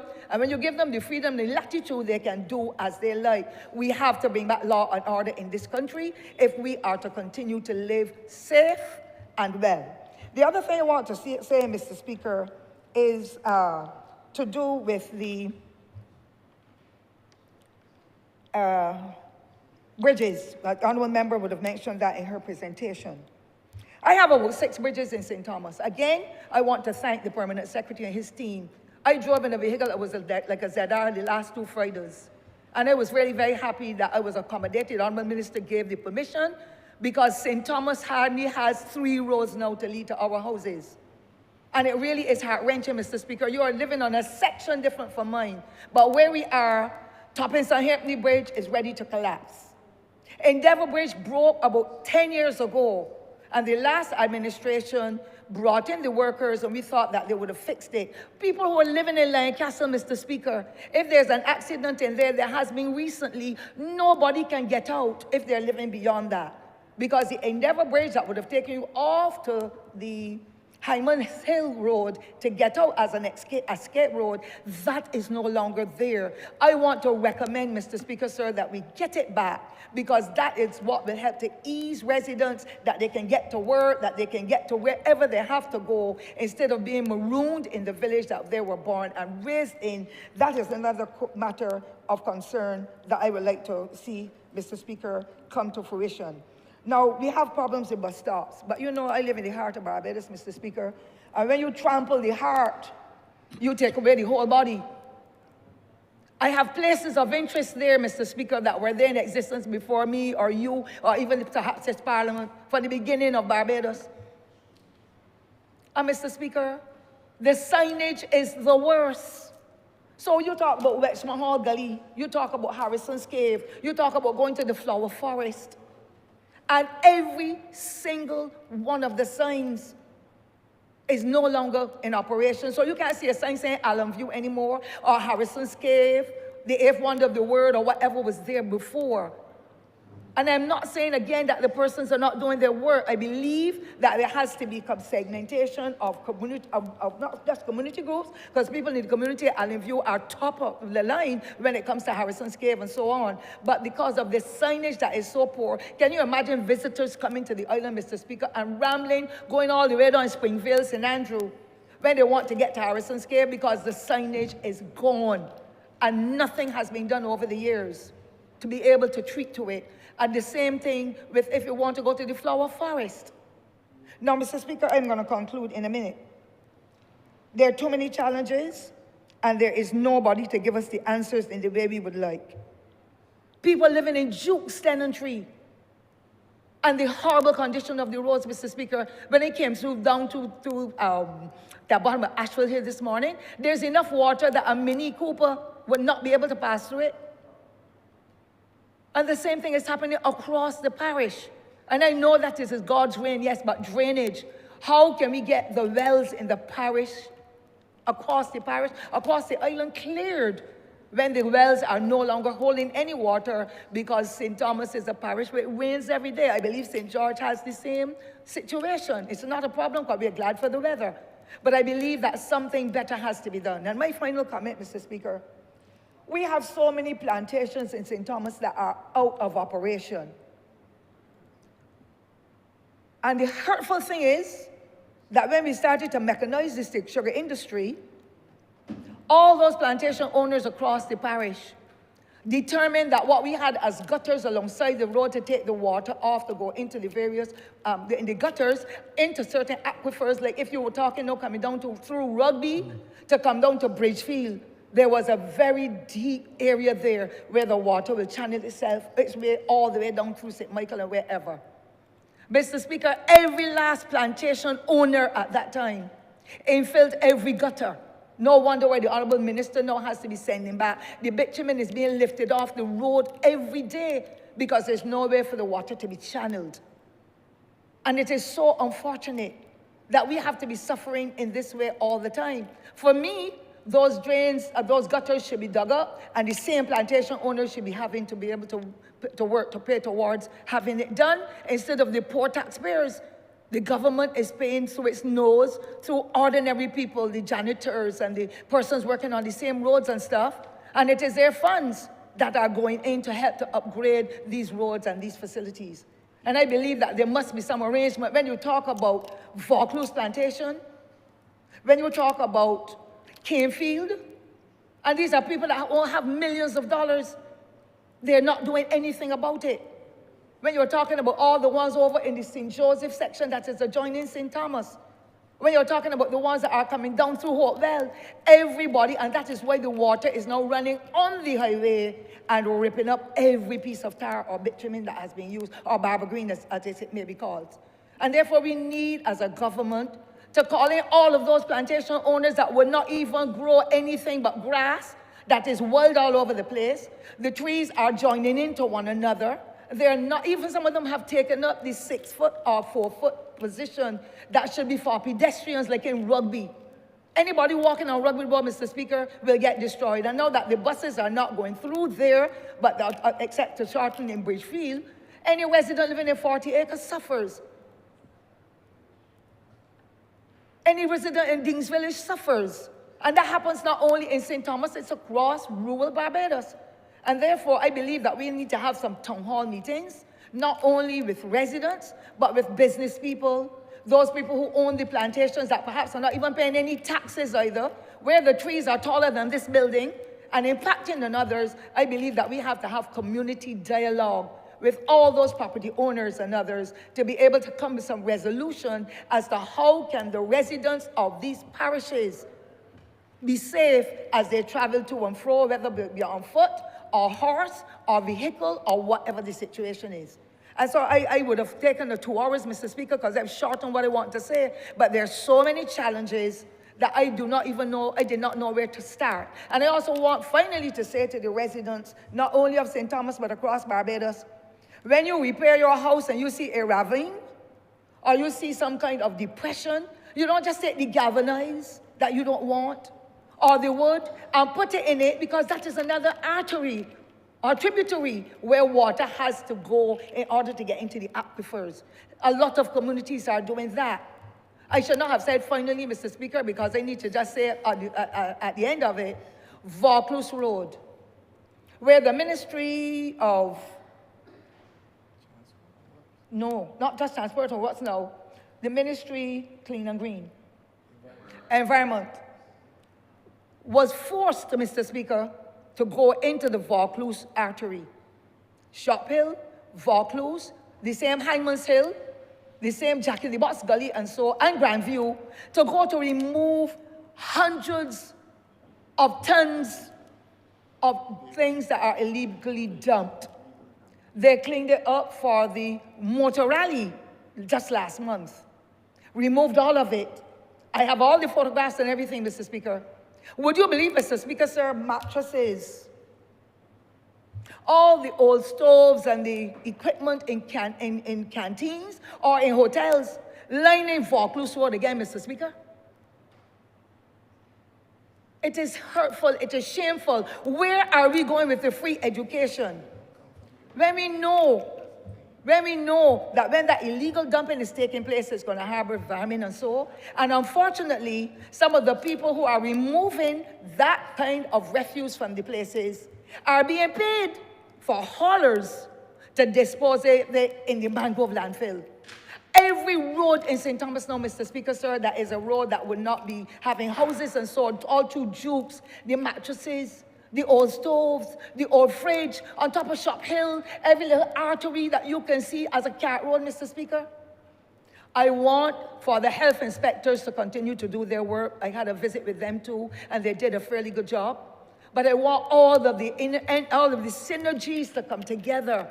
And let us as a government and as a people work hand in hand to be able to make sure that our roads are safe, that our people are safer, and that, of course, the kind of recommendation that was made by the Honourable Member for St. George South to do with the roundabout, I'm sure that some attention will be paid to that as well, because safety of our people is paramount. We have one major hospital, Mr. Speaker, and it is because of the bad driving. It is because of the poor road conditions, particularly without sidewalks, that it is causing that hospital to be overrun. And it cannot service people in the way that it would have been designed.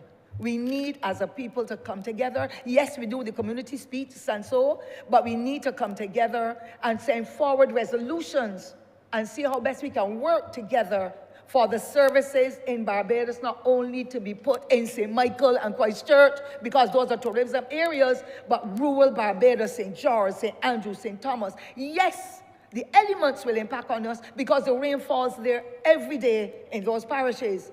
But we need proper drainage to be done, and we need for those who are blocking off the water courses to be dealt with by the court of law. That is the only way that we are going to get resolution, and there will be happy people already, where people will want to walk and want to serve or want to talk and want to do things together. But because of that disparity, we are not getting cohesive communities in the same way that we used to. And therefore, Mr. Speaker, I want to thank you sincerely for the opportunity to be able to speak. And as I conclude, the Honourable Minister is hearing me, Public Works Minister. There's absolutely no way that Bridgefield Road would have been closed and the residents only heard by an ad on the radio. I am representing the people's interest as everybody else is. And I therefore want for the civil servants to give us in St. Thomas the treatment that is meted out if it was Maxwell, if it was Hastings, if it was Whole Town, Mr. Speaker. So we heard on the radio, or we saw somebody send a WhatsApp, Bridgefield is closed, and we have to go all through Ham Pond, all to Hyman's Hill, and not a light, Mr. Speaker. So when I leave to go anything to do with the society or the Labour Party at night, I am not going. And I don't expect people to go because it is pitch dark and dangerous. And the road is narrow, and now the buses are going through there too, and people have to walk long distances. It is not fair to us, the residents of the parish, nor it is not fair to those who are living in St. Michael that have to take those vehicles and get where they're going. I ask you, Mr. Speaker, I thank you, I should say, for giving me the privilege, and I want for us to have some dialogue with the public in a different way. We are doing many things that are pleasing people, but when it comes to the roads, and when it comes to drainage, and the other entities, the water authority, the light and power, the telephone company, the gas company, who in the ministry is responsible for following those projects, or who in the ministry is working with the private contractors who are doing work on our behalf to say this road has to be paved. In your contract, there has to be some money that you will reseal what you have dug up. I just want to get some answers, Mr. Speaker, sir, because at the end of the day, when I sit in my little village house, people call Miss Ford, you know you're a good woman, but you just don't do nothing no more. You ain't doing no more for me, Miss Ford. And I cannot answer because they are feeling the pain and the suffering as all of us are as a people, because we will get challenges in the community where we live. But I want more efforts and more funding and more services to reach the people of the parish of St. Thomas, whether it be Redmonds Village, where the Honourable Member for St. James Central is, or whoever. The heart of Barbados is St. Thomas. We want to be able to receive those benefits that others receive. I am not going to be quibbling now about any roundabout, because if I don't have a good road, the roundabout will not make a sense. I thank you, Mr. Speaker. Honourable Member for St. Lucie. Mr. Speaker, I rise to make a brief contribution to this important debate. But before I do so, Mr. Speaker, I want to publicly, from the floor of this House, offer my condolences to the family, friends, work colleagues, and all such persons who would have been known or would have known the late Alvin Toppin, who was supposed to be my opponent in St. Lucie. Death has no barriers, and I am truly saddened at his sudden passing, as I went to express my deep condolences to his parents, who are constituents of mine, on July 3rd, 2025. My condolences to him and his family and his work colleagues, etc.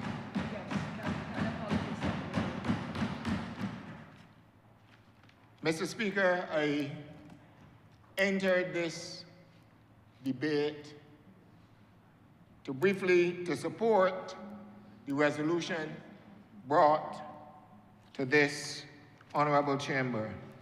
And I'm not going to take as long as my colleague, the honorable member for St.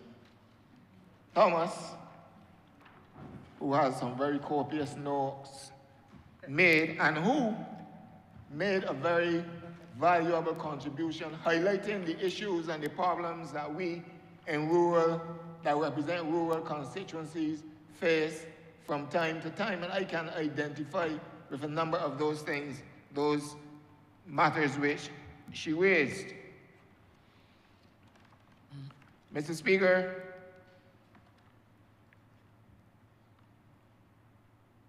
the resolution before us in terms of the acquisition of that land for the purpose of building a roundabout is extremely important. It shows that this government is not a government just to talk, but to bring solutions and to take corrective steps, measures to deal with the issues raised by the people of Barbados from the various communities that they are, the various communities that we represent.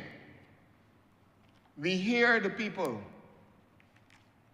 Mr. Speaker, and we respond. We may not be in a position to do it immediately because you have to have the various resources and such like to be able to deal with a number of these matters. And a lot has been done already in the past 7 years by this administration and the administration before that, I mean the administration between 2018 and 2022. Not the other one before. But we have responded to the challenges, the number of challenges that we have encountered over the past 7 years. Mr. Speaker, from water, whether bound or lack of it, we are working to bring solutions to the people.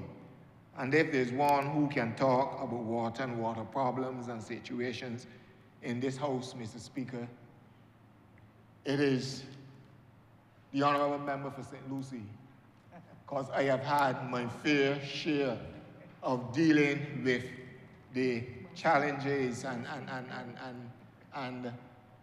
the cries and calls from the residents.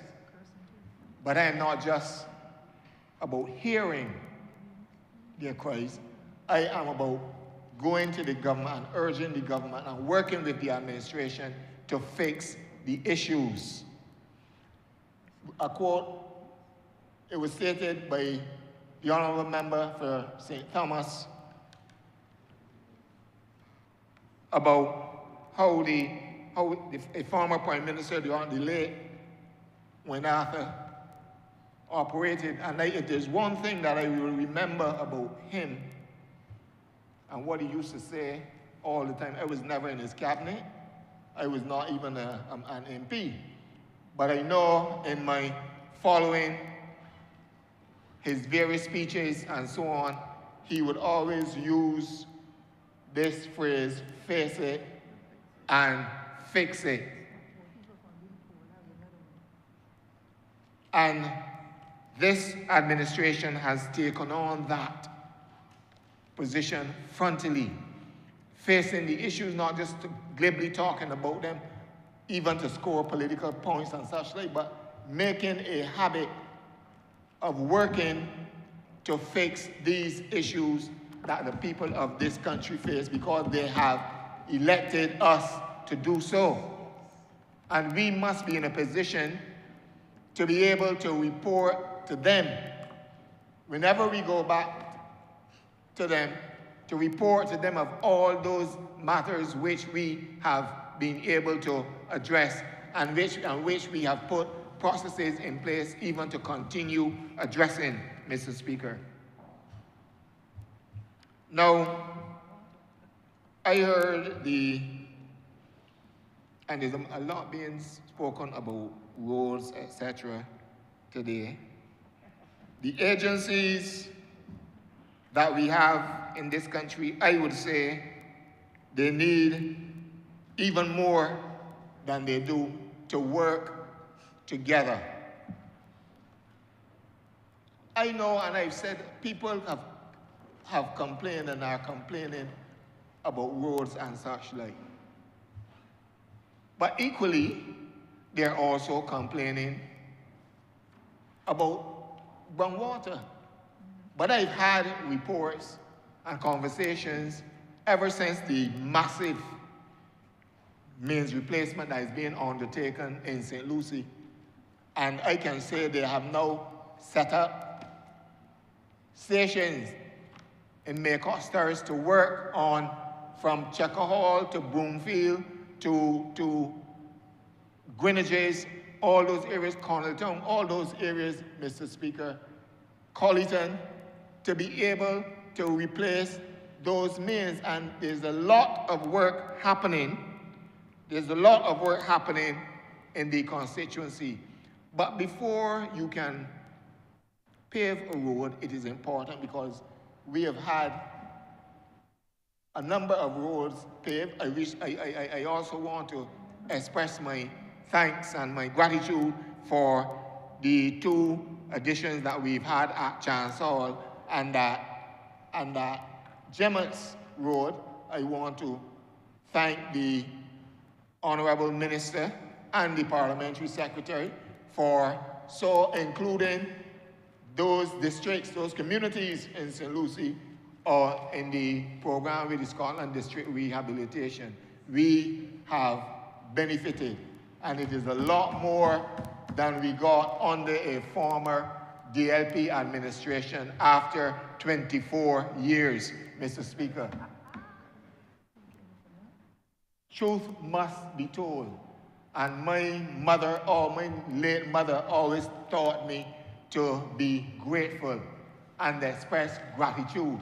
And on the behalf of the people of St. Lucie, we're not finished yet, but I want to be grateful and express the thanks for what has been done so far. I also want to take this opportunity very quickly before we get back to the substantive matter before the House today, to thank the Ministry of Transport and Works as well for the effort, even though it has taken some time, for the effort that they are making, and I assure the people of Pike Corner and Well Road and Cove and Little Bay that we are working. You have asked me questions, and we are working to complete the bridge, a proper bridge, and do proper road work so that people in those areas can properly access their homes. It's always for persons to speak about those who live on the front road, so to speak. But there are those who live across through the gaps that we are fixing that road to be able to facilitate their travel in and out of their homes.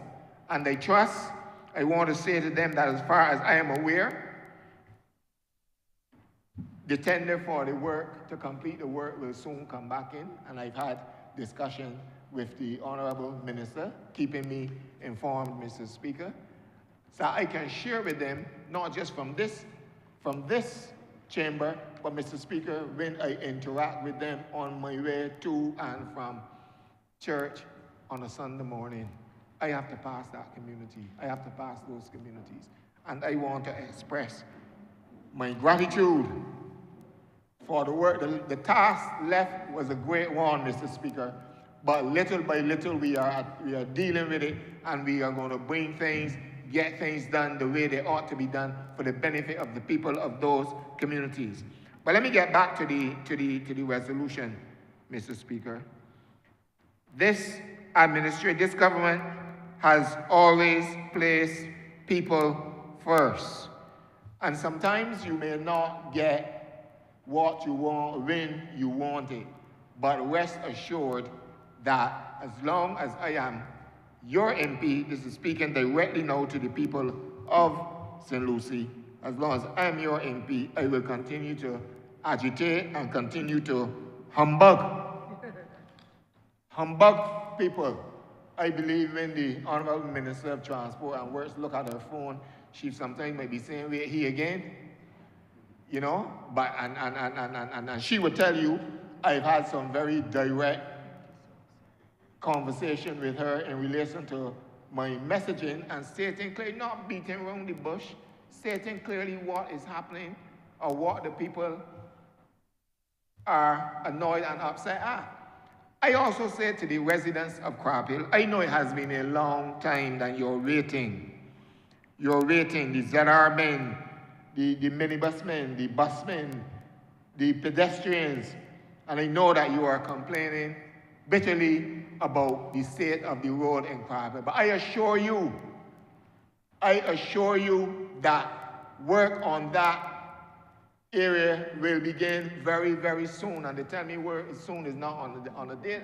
I can give you a date too, because I've had some sort, I have conversation with the minister, and she's assured me what we are doing. We are just going through certain processes now to be able to start the work, because we don't want to do, people sometimes have grown to expect fast work, and they kind of appreciate improper work, but we don't want to do, we want to do, and we will be doing a proper road.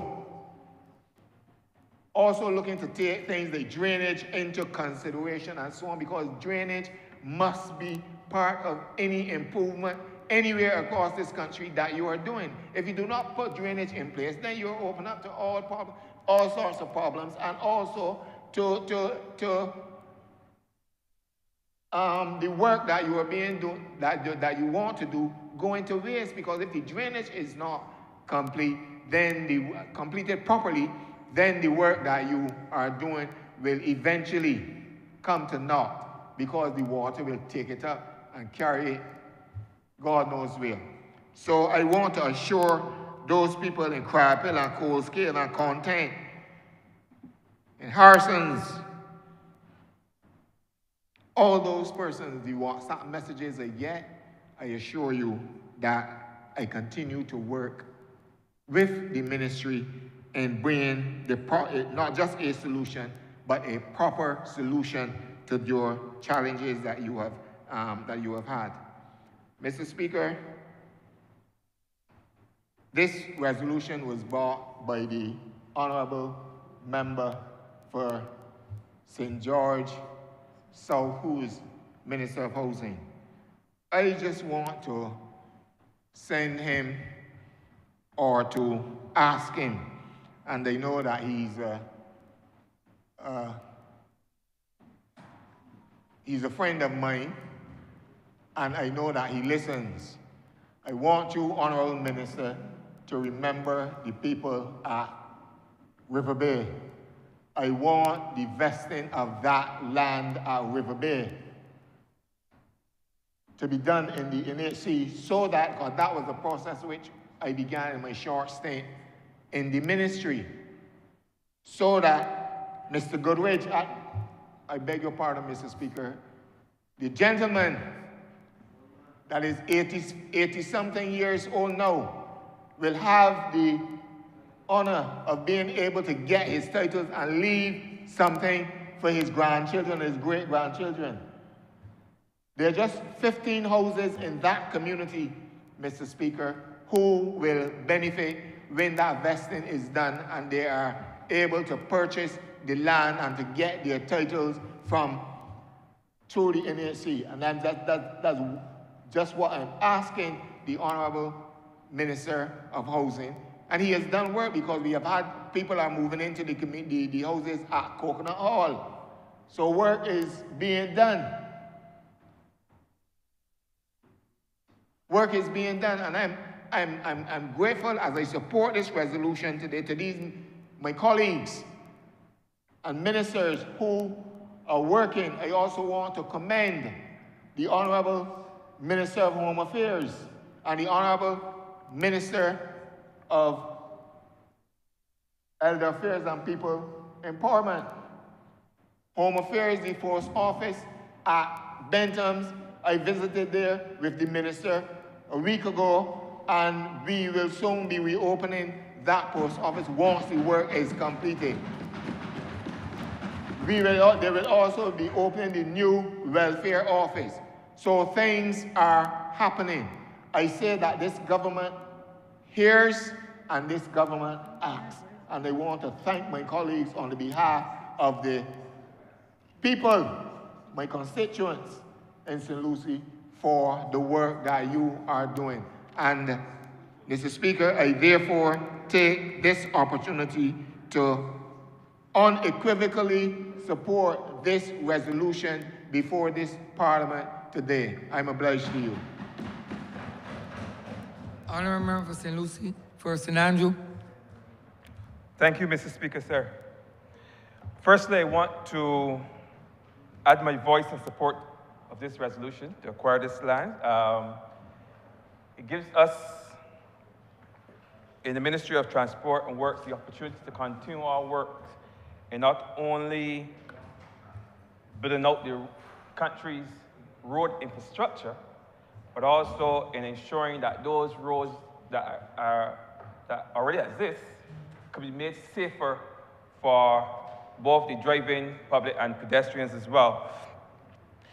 I listened with great interest to the debate this morning as persons spoke to certain issues as it relates to roundabouts and street lights and so on and so forth. And I felt that I would wish to give my own personal experience with a similar situation that would have occurred just in the same way that it occurs here in New Windsor and in Brighton. We would have had a similar occurrence many years ago in the Greenwich Village, Lancaster area, where there was a road that we referred to all our years growing up. We referred to this place as 4 roads. It was an intersection, there were 4 roads, and with that you often have the difficulty of persons coming there and not knowing who has the right of way. And inevitably there were a number of accidents on that road. Unfortunately, I believe there was a fatality or 2 on that particular stretch of road. And this was many years ago, but government at the time in its wisdom saw the need for a roundabout to be placed right there on that road, which subsequently became the Ronald Mack roundabout. And from that moment to now, and this is well over a decade, I believe there have not been any major accidents at that roundabout. So that is perhaps one of the clearest bits of evidence that I can identify personally that shows that these roundabouts, they save lives, they work in terms of managing traffic. I don't want to debate which is better between the street lights and a roundabout. But what I can tell you is on that stretch of road, if you just look from the constituency of St. Thomas there, by the parish church, there's a roundabout there, a very large roundabout, but it works. Then there's the roundabout here at the bottom of Lancaster. And just beyond that, there's some street lights. And my experience with those street lights is that they would have really changed the flow of traffic in that area over the years. What I can tell you is that, and I was just discussing it early this morning with my neighbor in St. James North, that area also was the scene of a number of accidents over the years, and it was extremely difficult for persons to exit from St. Silas or to exit from Westmoreland, or even persons on Highway 2A. It became a hazard for those persons, and government, in their wisdom, I believe the member spoke to this morning, they saw it. One of the first things that they did when we came to office was to place street lights there. Of course, if it were up to me, and it wasn't, and I guess if there was the availability of land, and I think there wasn't at the time too, I think a roundabout would have been better suited for that area, because that area, that straight flow of traffic was interrupted, in my mind, by the lights. But at the same time, we have never had a case of an accident there since those lights were installed. In fact, that road is far safer. A serious accident where life was lost, that road is far safer than it was ever in the past. And if I were to make a case, I would want to see a roundabout there as well at some point. But I know right now the lights work as they should, and as long as the timer is working as it should, those traffic tends to flow there at a good rate. Now, roundabouts, as I said, is just part of what we do. We are, in ministry, we are focused right now, and I use that term intentionally because we're focused on a number of focus roads right across Barbados, certainly in the St. Michael area, and that would have been a continuation of a project that would have started a few years ago with the Mill and Pave, where we saw the fixing, repairing, rehabilitation of a number of roads right across the country, from the north right up to the south, all in the center of Barbados. We saw a number of roads being repaired. It was astonishing. I think I spoke to Rick in here, where we would have done so many roads across Barbados that the idea of leaving home on Sundays just to go out across Barbados and look for new roads and drive on them became a thing. People would leave home with their families and they would go and drive on roads all in St. George, those long stretch of roads in St. George, beautiful roads. They would go just to experience how it feels to drive on a long stretch of smooth road. And that was something that I've heard persons talk about it personally, so it's not something that I heard through secondhand, but people who told me that they would do that because they enjoyed it, and they enjoyed going and seeing the nice black roads. These are things that were fascinating some Bajans. So I know that that road project impacted people in more ways than one. Those who would have to use those roads to get to and from work and get home in the afternoons, they were happy because obviously smoother roads are safer. Potholes, yes, some people might want to give you the impression that they're safer, but in fact, when you're driving on a road and you hit into a pothole, you could very well lose control of your vehicle. So I would never make a case that potholes make driving safe anywhere. But as I said, this is just part of what we do. And within the Scotland district, because I spoke to the focus roads and the mill and pave roads, we also have a combination, because I want to think that the constituency of St. Thomas is part of the Scotland district, but they would benefit from both the Scotland district rehabilitation program, and they would also benefit from the CAF road program, where we would have done a number of roads in St. James, St. Michael, if you look at Prayer Park, St. Michael, Rockdundo, and St. Thomas. We're doing Highway 2, and we're doing Highway D. For those, that is Bridgefield and along Content, that stretch of road, Content, Short Hill. These are a number of roads that we've been working on for the over time, and these are roads that are very important to persons living in both, practically St. Joseph, St. Andrew, St. Lucy. These roads are main arteries into the Scotland district, main arteries, and we have took it to trouble to ensure that not only that these roads are being done, but that persons are made aware that work is being done in these roads. Recently, we had a situation where we had to expand a road that is a link road between these two highways, because interestingly enough, there's a link road between these two highways known as Hangman Hill. The member would have spoken about that on numerous occasions in here, because it was a horrible piece of road.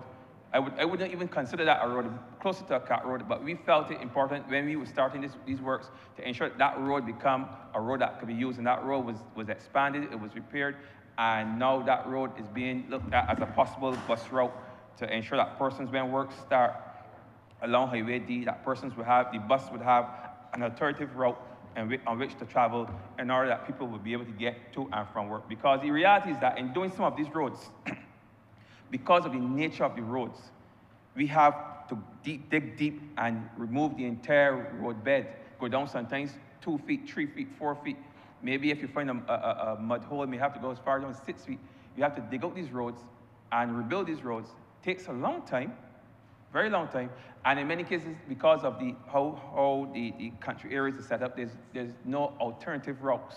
There's no bypass, there's no facilities for bypass, and if you have a bypass road, sometimes that takes you out maybe a mile or two. That is just the reality within the Scotland district and some parts of St. Joseph, in St. Thomas and St. Lucy, you may find that as well. But we often try to ensure, I know that the member alluded to it, that persons are aware of what we are doing in the ministry. We use every platform in terms of technology. Of course, they've been, in the past, you would have seen things in the paper. You hear it on the news, you hear it on Brass Stats, you hear it on VOB, you hear it on CBC. But we've also used IG, Facebook. We have a page that they often with information as it relates to roadworks. I know that everyone would not have access to this technology, but it is perhaps the best medium that one can use to ensure that as many people as possible become aware of the works that are going on right across the country. And even the works that are done by the various depots, like the patching and the cleaning of drainage, we also post that information on our websites, on our platforms, to ensure that as many persons as possible can not only see what is going on in the ministry, but can also comment. Because we get a number of comments. Sometimes we learn about new roads that require attention through the comments from residents who take those roads. So yes, we listen to the MPs, we listen to persons at the parish speaks, but we also monitor the comments of persons on the various social media platforms to ensure that we know and we can feel the pulse of the people, and we know where those roads that are problematic are. So these are just some of the things that we try to do to ensure that we are in constant communication with people. Of course, there's always room for improvement. There are always ways of reaching persons. We have had on occasions to go physically into the communities, more on one occasion, physically into the communities and knock on doors and speak to people. We have done that. Of course, that requires a certain amount of manpower, and it's not always the most practical thing to do over and over and over. Like, we can do it once and twice. We can do it at the beginning. We can do it in the middle. We can do it near the end. But the online platform allows us to do it on a daily basis or a weekly basis, even or sometimes a monthly basis, depending on what we are reporting, to reach as many persons as possible. So even if we are not reaching everyone as I speak, just know that we are making efforts to improve on our communication, because communication is perhaps one of those elements of road management when it comes to road construction that is extremely important, and it's important that we know what the people are thinking and they know what we are doing in the ministry. And the fact that we're doing so much, it makes the communication even more critical. So it's not something that we're going to take lightly going forward, because we're working towards having a greater presence as it relates to social media and having a closer relationship as it relates to the general public. Now, as it relates to roundabouts, as I said, within the ministry, it's just part of what we have done. The member for St. Michael's Southeast would have spoken to the various programs that we are all we are handling right now. There are a number of things that the ministry is working on right now, signage being one. We've looked also at the pedestrian crossing. We looked at sidewalk program. We have a number of things that we are doing right across Barbados just to ensure that the safety of persons using our roads. Within the ministry, I've taken up the responsibility of chairing a roundabout committee. Now, this committee would have been in existence for a while within the ministry, but like so many committees right across ministries across government, some of these committees would have gone dormant, and when we saw the need for it, we have had to revitalize, resuscitate even some of these committees and set them to a new purpose, because we realized that roundabouts are not just traffic calming measures, not just road management measures, but they have other uses that sometimes even as pedestrians we take for granted, or we even ignore, or we don't notice the potential of roundabouts. But they hold tremendous potential, especially for corporate Barbados.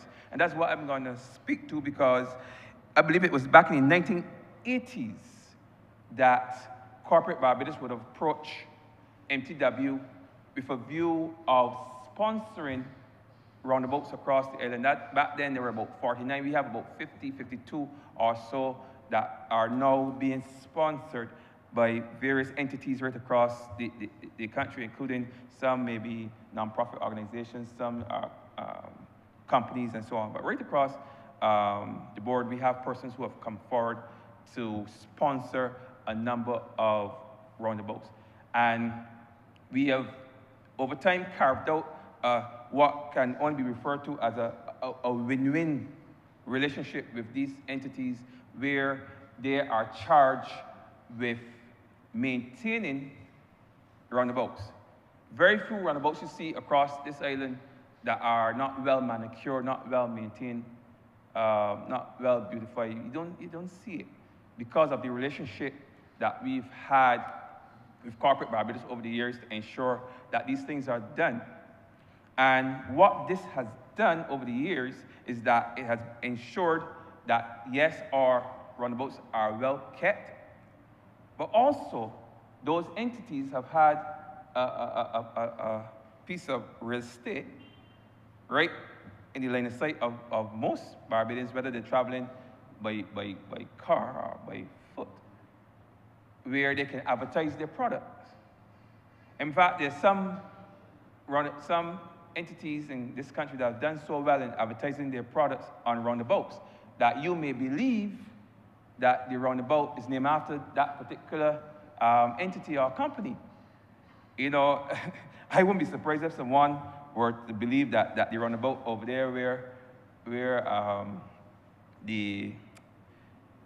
Sir Garfield Sober's statue was before it was relocated to Kensington, I wouldn't be surprised. I would forgive someone if they thought that was called the Sagicor roundabout. In fact, most people may refer to it as Sagicor roundabout because of how Sagicor would have maintained it over the years, ensure that their branding is on that roundabout and so on, and the name of the company and what they do. But in actual fact, that roundabout is Gary Sober's roundabout. But over the years, these entities have taken ownership in the sense, not they don't own them, but the way that they have treated to them, you would think that they do, and you'll be forgiven. But that is what we would have benefited from, and you don't see them overgrown with bush. You see them well kept, nice plants, nice signage. Sometimes during the year they're well lit, and I'm going to get into that a bit more. But I just making the point that we as a people would have benefited from that relationship with corporate Barbados. When we come down from the airport and we come off that highway, and what we entering into, you know, you see a wonderful roundabout right there. It's beautiful, and we all impressed by the beauty of that particular roundabout, if I use that particular one as an example, because I myself, when I come in from Barbados, when I get there, somehow when I get to that part of the roundabout, I feel good because I know I'm closer to home, but I'm also impressed and fascinated by the beauty of that particular roundabout where by Sir Garfield Sobers. But there's more to it. We, in the committee, we saw that roundabouts can not only used to promote the branding for the individual entities, but also can be used to promote our national festivals. So, for example, from time to time, you will see some roundabouts that are decorated with elements that will represent crop over. Sometimes you see Christmas, sometimes you see Easter. But these are all national festivals, or sometimes are cultural festivals too, that could be represented by roundabouts. And we encourage them to do this. In fact, one of the recommendations that the committee has come up with recently is that we are going to relook the agreement between the ministry and corporate Barbados with the view of ensuring that there are certain things that must be done. You have to do these things. You have to keep your roundabouts well maintained. Yes, that was always there, but it have to be well lit. You have to acknowledge those national ceremonies, those national festivals, and decorate accordingly. This is the expectation. If you're going to sponsor one of our roundabouts, that's what we expect from you. And you have to follow a certain guideline, because we have to set criteria. We're not going to let you do as you like. We're going to set the criteria, but you have to ensure that we can see things that reflect our national identity on our roundabouts. Right now, if you go around certain roundabouts, you see aspects of the National Cultural Foundation, their signage, their branding, you see that. And those are requirements because we understand, just like they understand the importance of that piece of real estate in terms of promoting their businesses, we also understand the importance of that visibility in terms of promoting our culture. So those are things those are requirements. It's mandatory going forward when we finish build out the committee and what we intend from our sponsors, because we're still reaching out to them and calling them in to discuss it. And those who are listening would want to contact the ministry to ensure that you are brought up to date with the plans going forward with the various roundabouts that you may be sponsoring. Having said that, one may identify a roundabout or two here and there that might have looked unkept for a bit. And there are a number of reasons why this might have happened. And in our investigations, we have seen that one or two roundabouts would have been sponsored by companies. Those companies, over the years, might have been sold to other entities or closed down, and communication back to the ministry was not made, stating that the company is no longer interested or in a position to sponsor the roundabout, and some of those roundabouts might have been remain in the state until obviously various other ministries that have the responsibility also for roundabouts or for beautifying Barbados would have gone in and cleaned them. But we've had very few cases of that happening, but we know that it has happened in the past where businesses have shifted, have changed ownership, but the new entity or new owners were not aware that part of the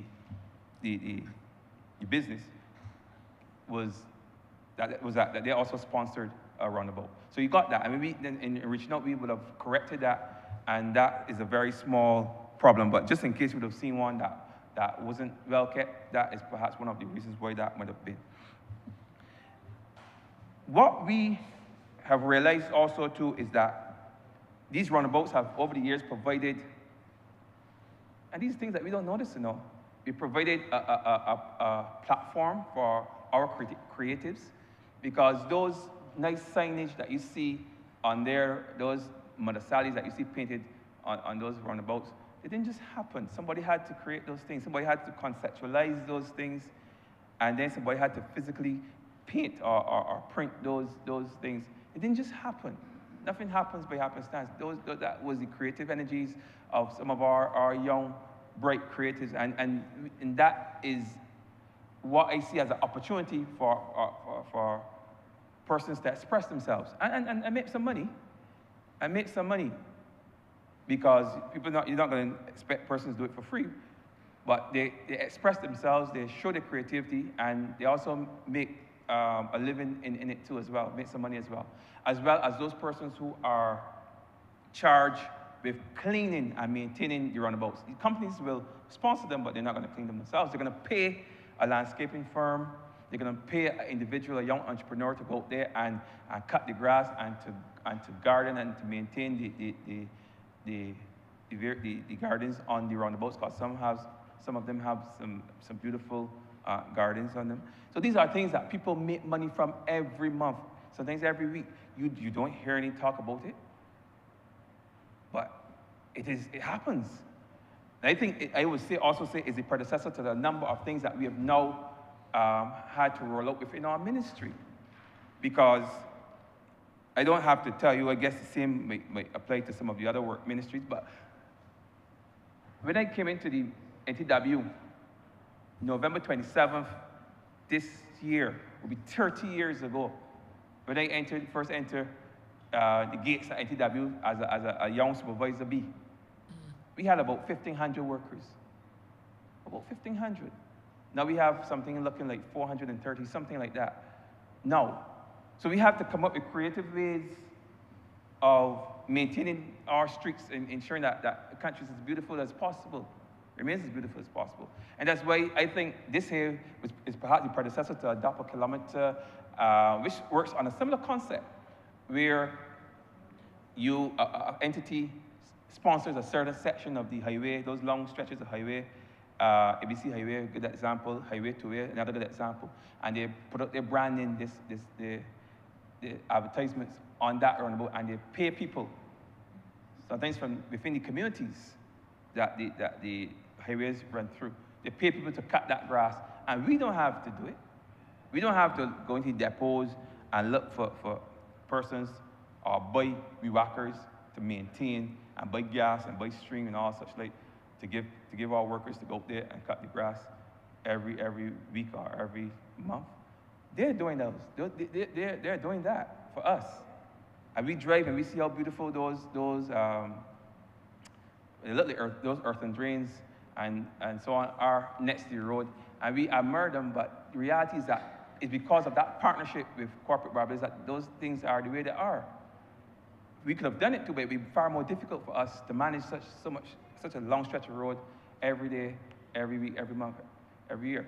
So that is another benefit. So the Adopt a Kilometer program is one predecessor, one benefit that would have come down from this relationship that started with the roundabouts. And then we have the beautification program, which is similar, where we engage, and instead of the corporate Barbados coming to engage us, we're engaging now the entrepreneur. We engage them through a contractual arrangement to select a certain area, and you keep that area clean too. So now, but this is more dealing with the bush, and you see, especially in the rural spaces, in the rural areas, where they're going and they're clean, as opposed to us having our workers do all that work, where we know that we don't have the manpower, we don't have the requisite equipment and so on and so forth to do it. We've engaged and have formed these partnerships with various entities within various constituencies, and have persons now going out and doing that work.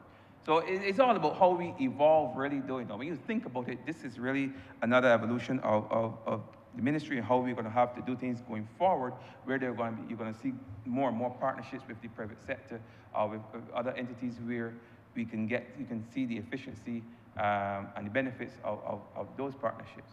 So I just wanted to put that out there because, as I said, you're going to see it more and more, and we all are going to benefit from it. Because we all benefit when we see our roads clean. We all benefit when we see our highways clean. We all benefit when we see our roads fixed.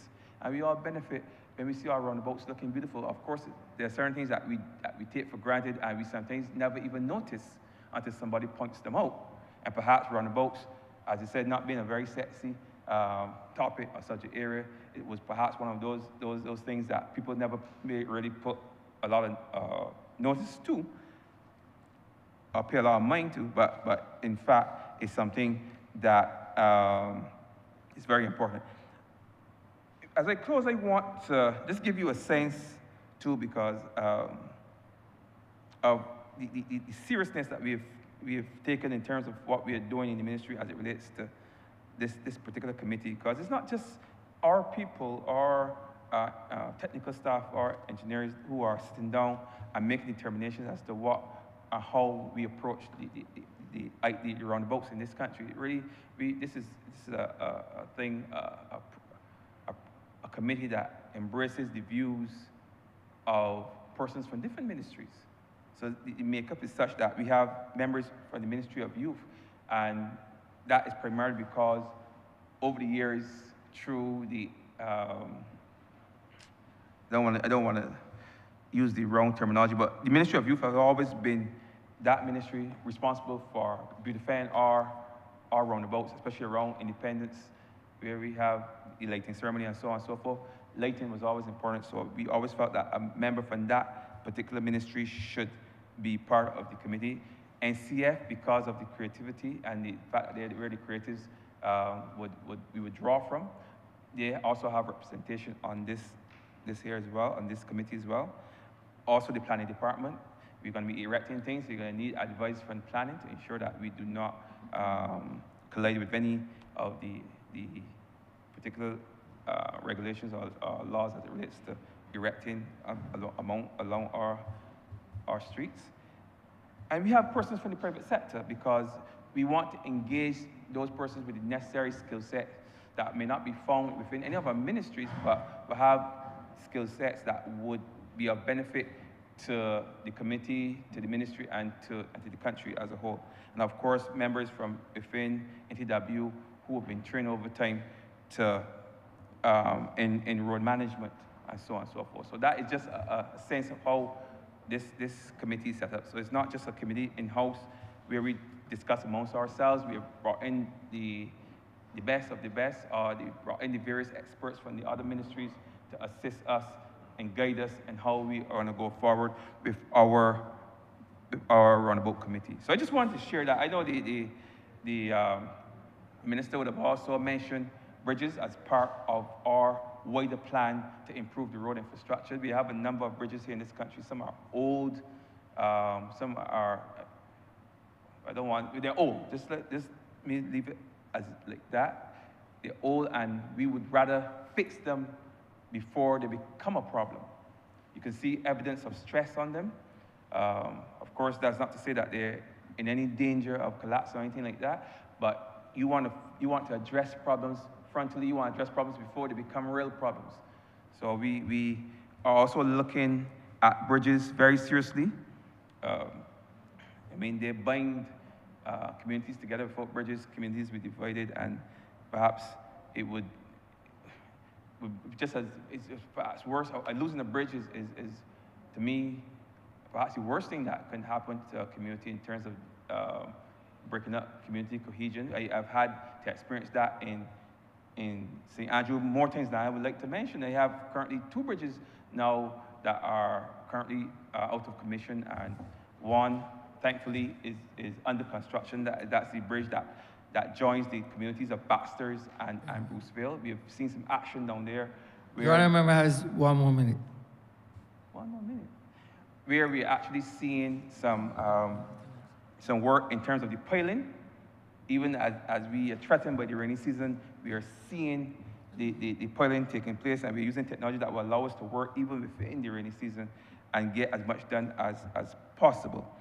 I was going to make a quick mention of the fact that we noticed that there's some bridges that have an interesting history, and we want to share that history wherever possible with Barbadians so they know what those bridges meant, what they meant to our forefathers, the mindset of the people of the time when those bridges were built, and what went into building them. So all of that will form part of our national signage program, where we look at, just in our small way, helping to educate Barbadians about the history of our country and our road infrastructure.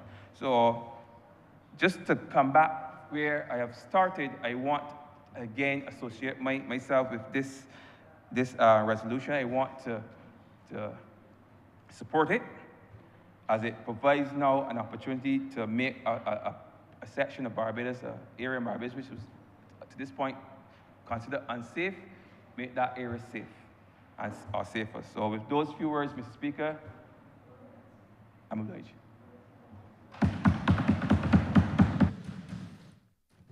Honourable St. James North. Thank you, Mr. Speaker. I rise to very briefly lend my voice to the resolution, and firstly let me say that I support. But in particular, I also want to use the occasion to thank the Ministry of Transport and Works for its commitment to ensuring that the residents and constituents of St. James North have at their disposal roads that are fit for purpose.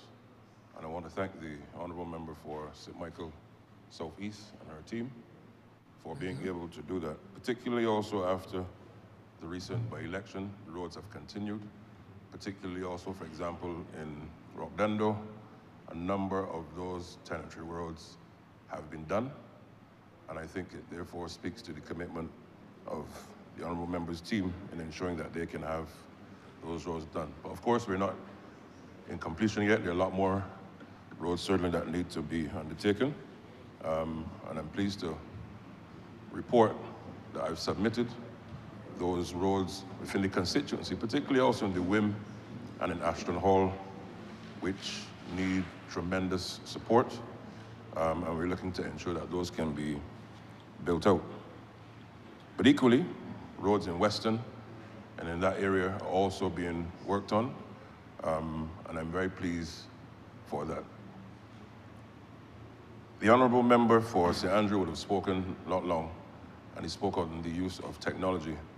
And whilst I commend it, I would encourage the ministry to just go a little further, particularly in the advent of technology, not just have it on the website, for example, but with everyone having an app in one way or another on their devices that can lend to the updating of these things in real time so that people can know where the road works are, roads to avoid, and it being done in a timely manner so that people can plan their business and their lives as they get on.